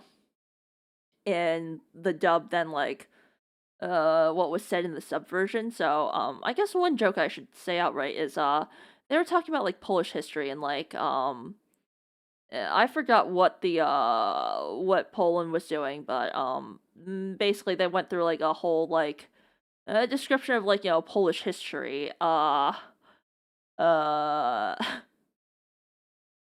went through like a whole thing of Polish history just like completely straight in the Japanese version. Whereas in the dub, it went something along the lines of at first, like, the narrator went through it straight and then was cut off like, and it was like, ah, right, anime fans, and then a slightly reduced version, a slightly simplified version, and then American anime fans. Poland is a country in Europe, and it's little touches like that I find like really make the dub just slightly better than um than like the original. Uh, I think actually both Naruto and Dragon Ball is better than the sub because the voices fit them better. I think. You see, Naruto and Dragon Ball are two shows that I refuse to touch purely because of length. Like I get that most of it is filler arc while they wait for like the manga to catch up, but even with like the manga, anything that like is over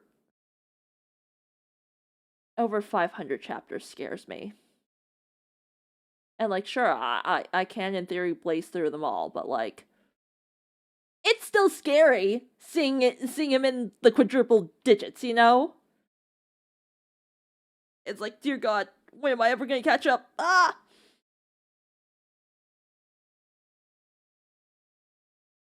Can I even catch up?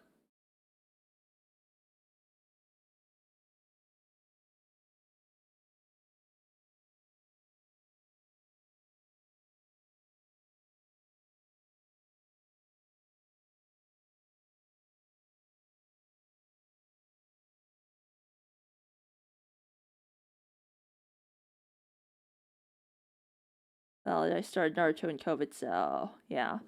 Uh, I did start Yu-Gi-Oh at the insistence of my coworkers, cause apparently they go fucking crazy in that dub as well.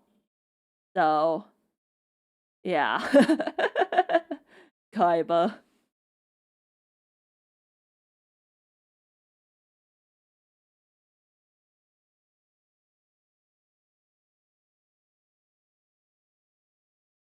I don't watch Dragon Ball, but Goku's voice in sub. I'm sorry, but no. Yeah, honestly, I think with Dragon Ball, I might just, if I ever touch it, I might just read the manga instead.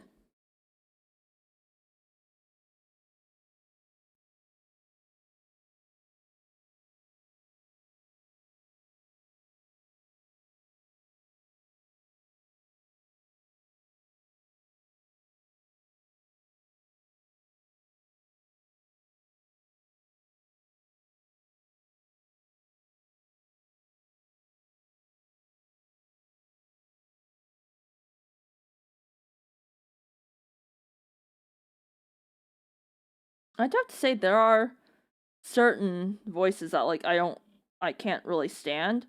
When them being Nozomi from Love Live, like I'm sorry, but I just really do not like the timbre of her voice.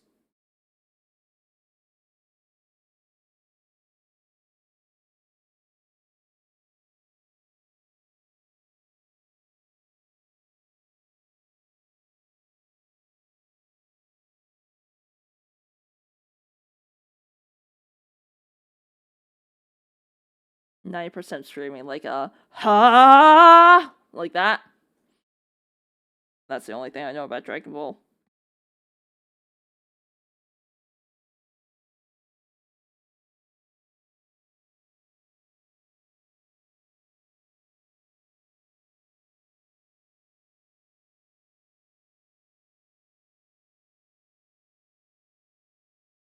Yeah. Yeah. I will have to say I am ashamed to say that like my first anime was well, besides Pokemon, cause every kid watched Pokemon. Um my first anime that like I ever watched out of my own volition knowing that was anime was Sword Art Online.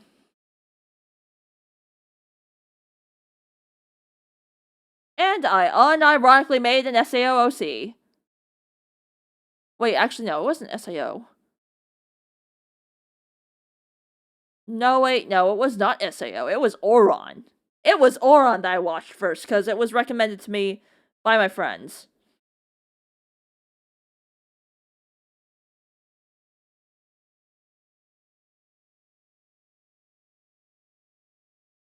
Um,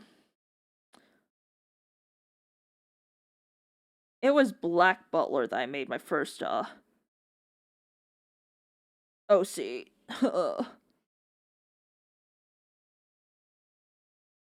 It's better she stays dead. I like SAO. I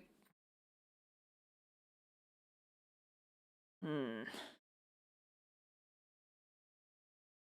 you can probably tell my opinions on it. The premise is like fantastic. Apparently, it gets better after Alicization. Like, Reki Kawahara finally learns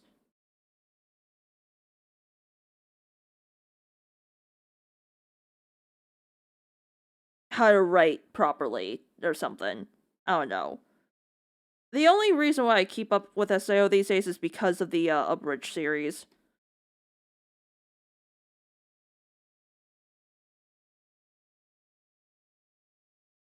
I do quite like the Abridged. Yeah, I gave up after I gave up after Gun Gale. I was like, no.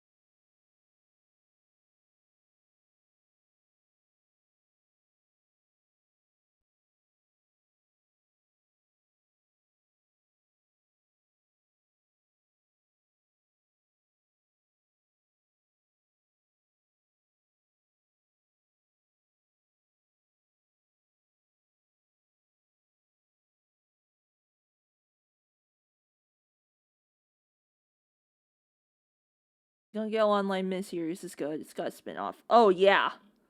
Oh yeah. The spin-off I've heard fantastic things about, but also it's written by a completely different studio.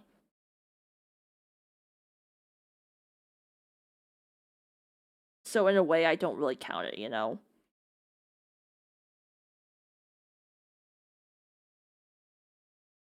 It's not Reki Hara. It's not Reki Kawahara's writing.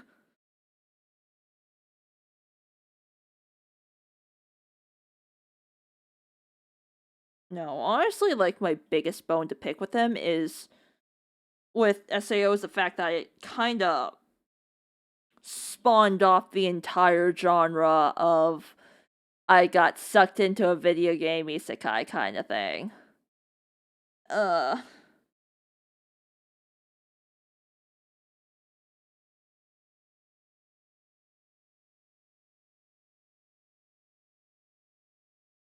but I don't deny that, like, part of me does wish that, like, it was real minus the whole you die in game, you die in real life part, because, well, it does legitimately sound cool and fun. And it would actually solve like my greatest issues with VR, and that is motion sickness. Yes and no, because they didn't get sucked in. Well, it was kind of the progenitor of the genre, you know? And then everything else happened. It's just like, now we have the current problem.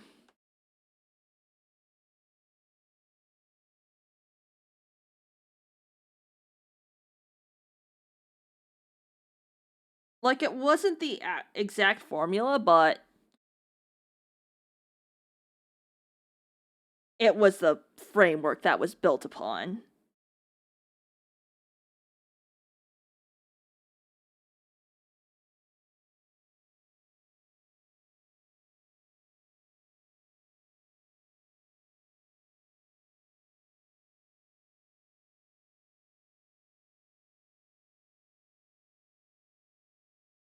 Honestly, like, I would say if I were to be stuck in SAO, I'd probably end up being like an alchemist. uh,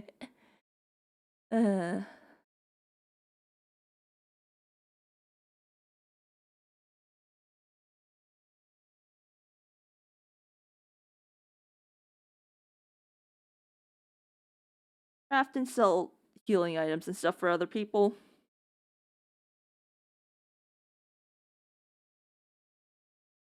I'm not that good at combat.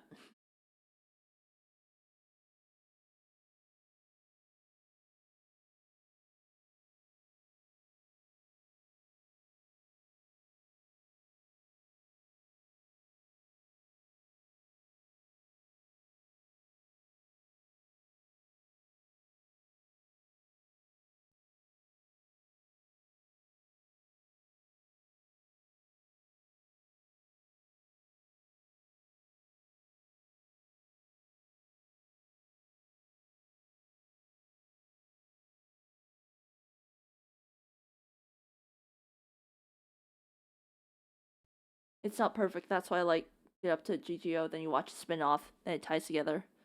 Ah.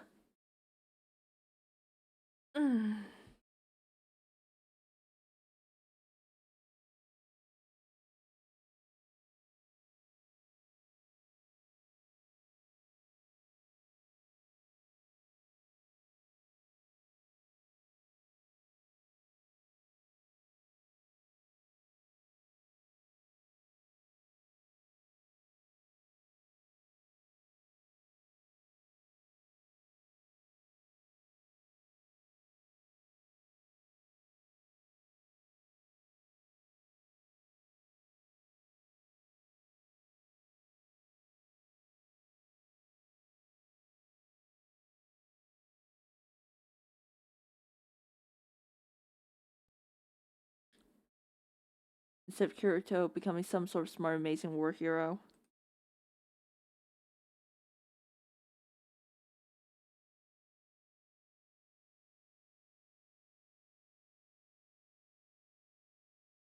Hmm.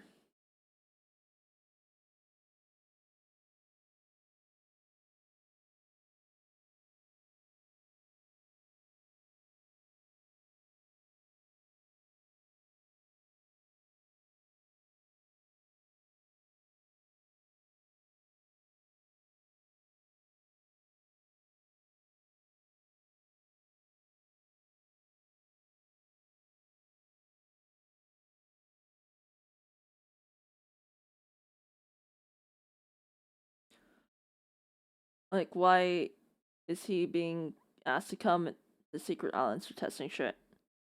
Ah.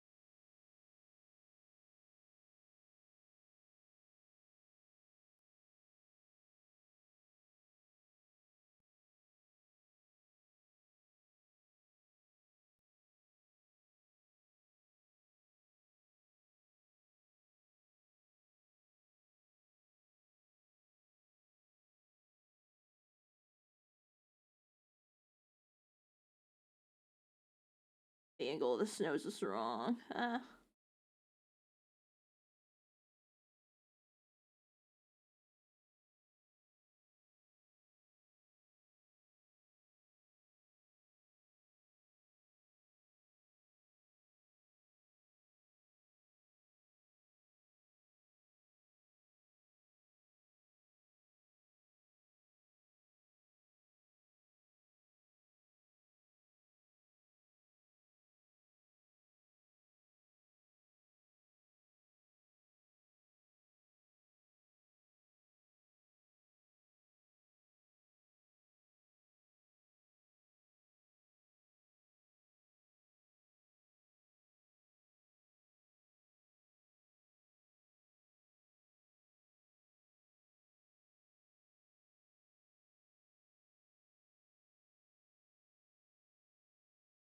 Ah!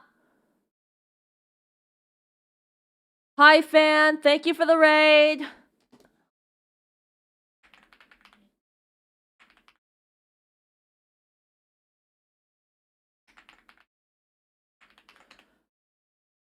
How was Legends?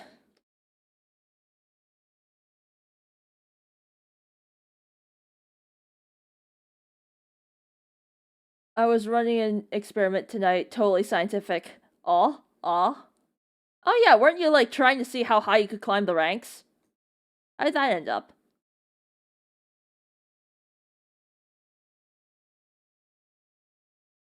And yeah, it doesn't make any sense why at all why he survived, saved his girlfriend from a different game, and brought an AI to RL with some hologram tech raid. I went how long to hit max rank from scratch? So catching, building, and ranking up. Ah.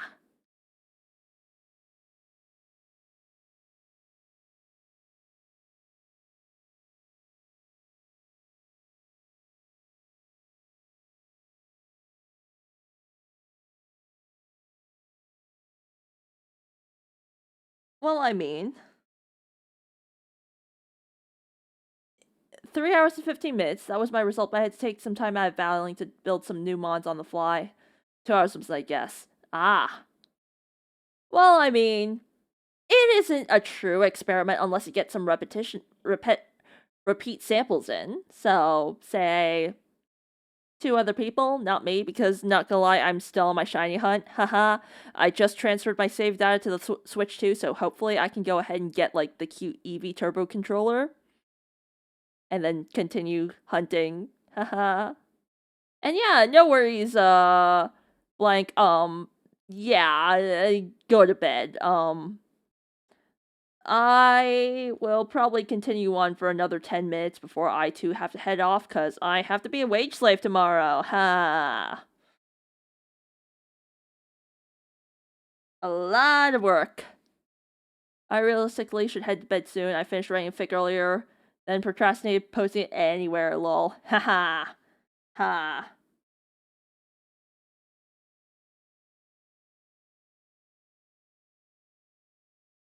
Speaking of, you still owe me that description.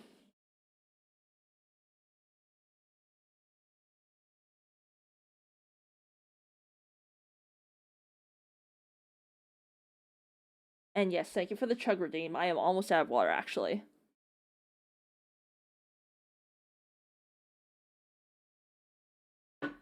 And yes, no worries. I. My goal tonight is to finish lining this. And then tomorrow, color and render. Which shouldn't take that long, because I have to send this over to my animator. Huh.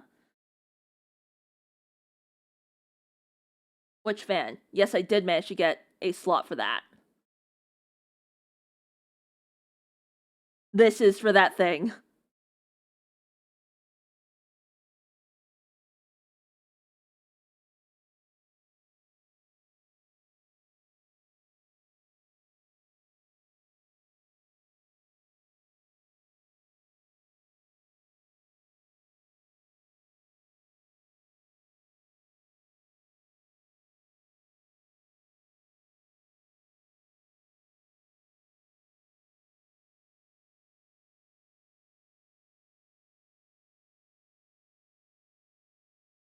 Speaking of VODs, I really need to be better about uploading them, huh?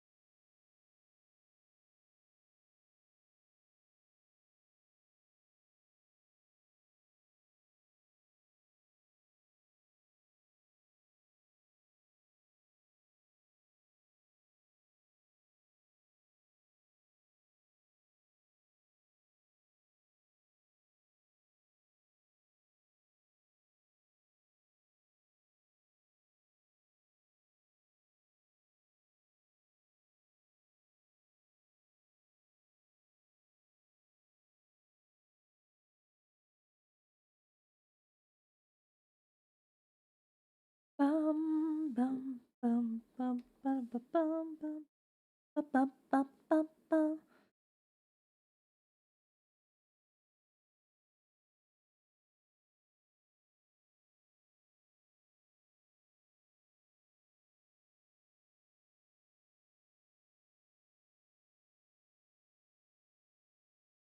Mhm.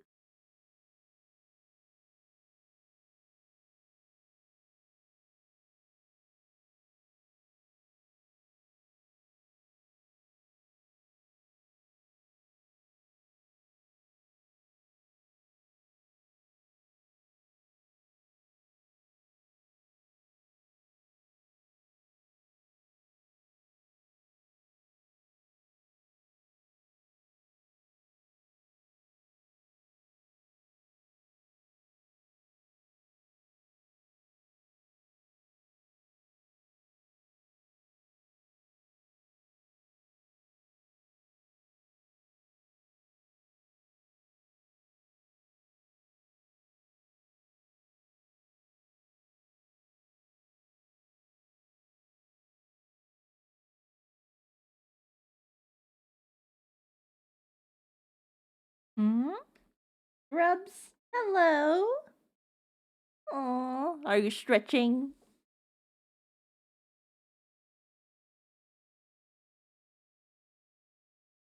I love Grubs so much.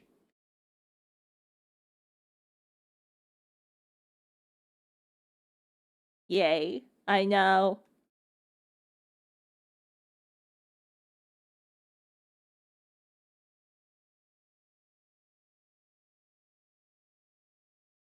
My stupid little orange son.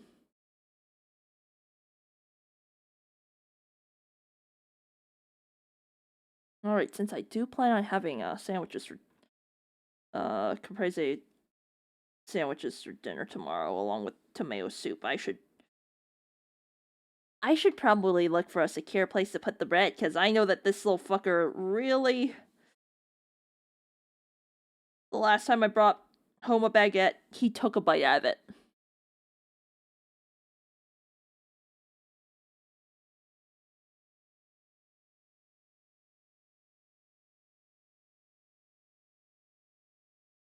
Oh yeah, he's a little bread fiend.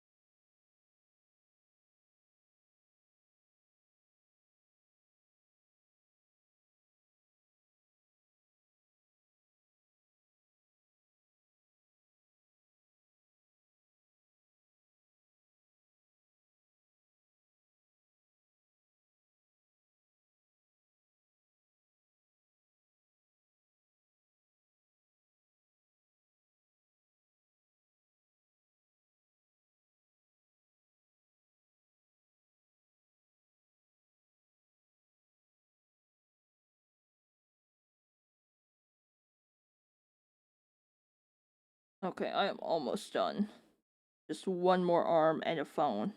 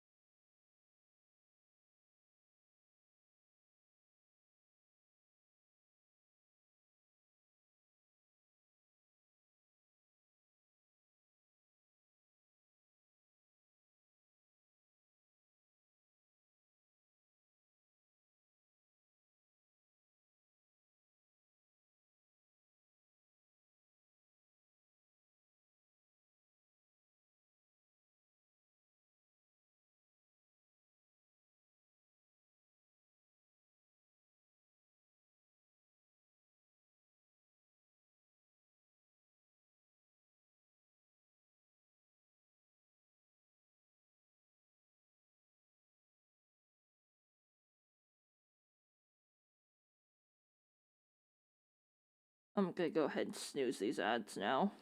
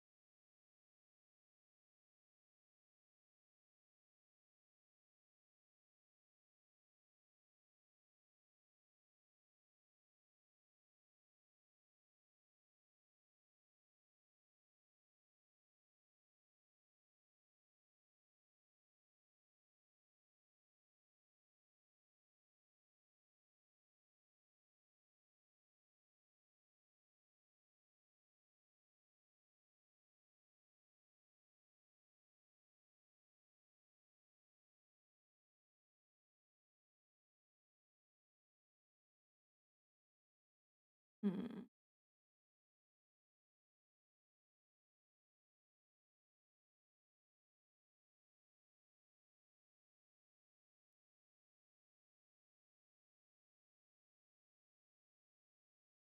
Be gone, ad. Yep. It is close to the end of the night.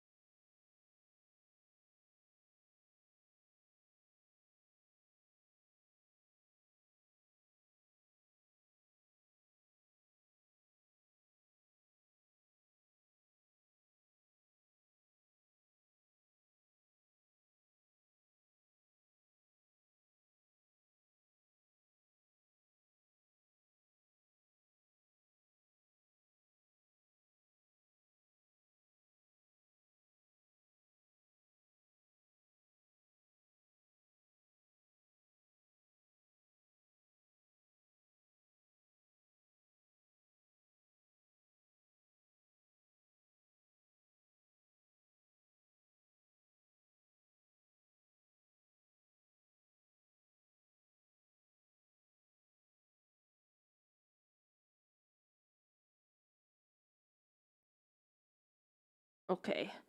Now we're on to the eyes. And ah, sleep time.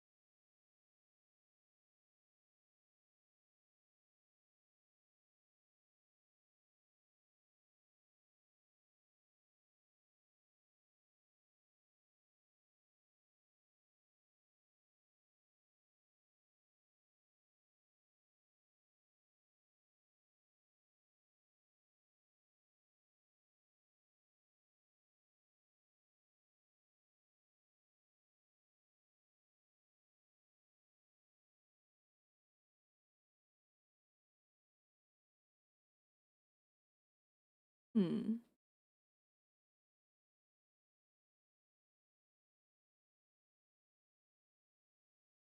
Ah,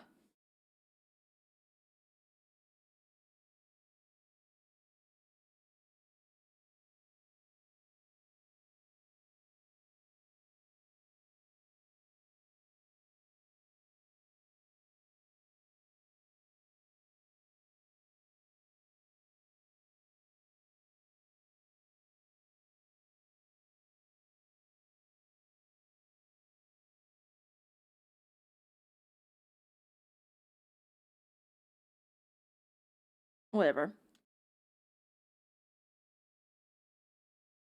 That's all I'm gonna do tonight. Ha. With that, I shall send you all off to. Hmm.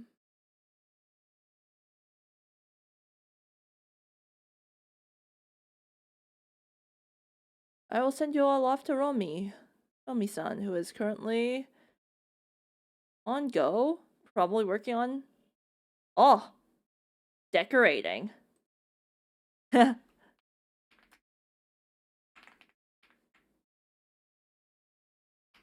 Yeah, I'm sorry. It is currently midnight or past midnight, which means it is time for Ink to go to bed and become wage slave.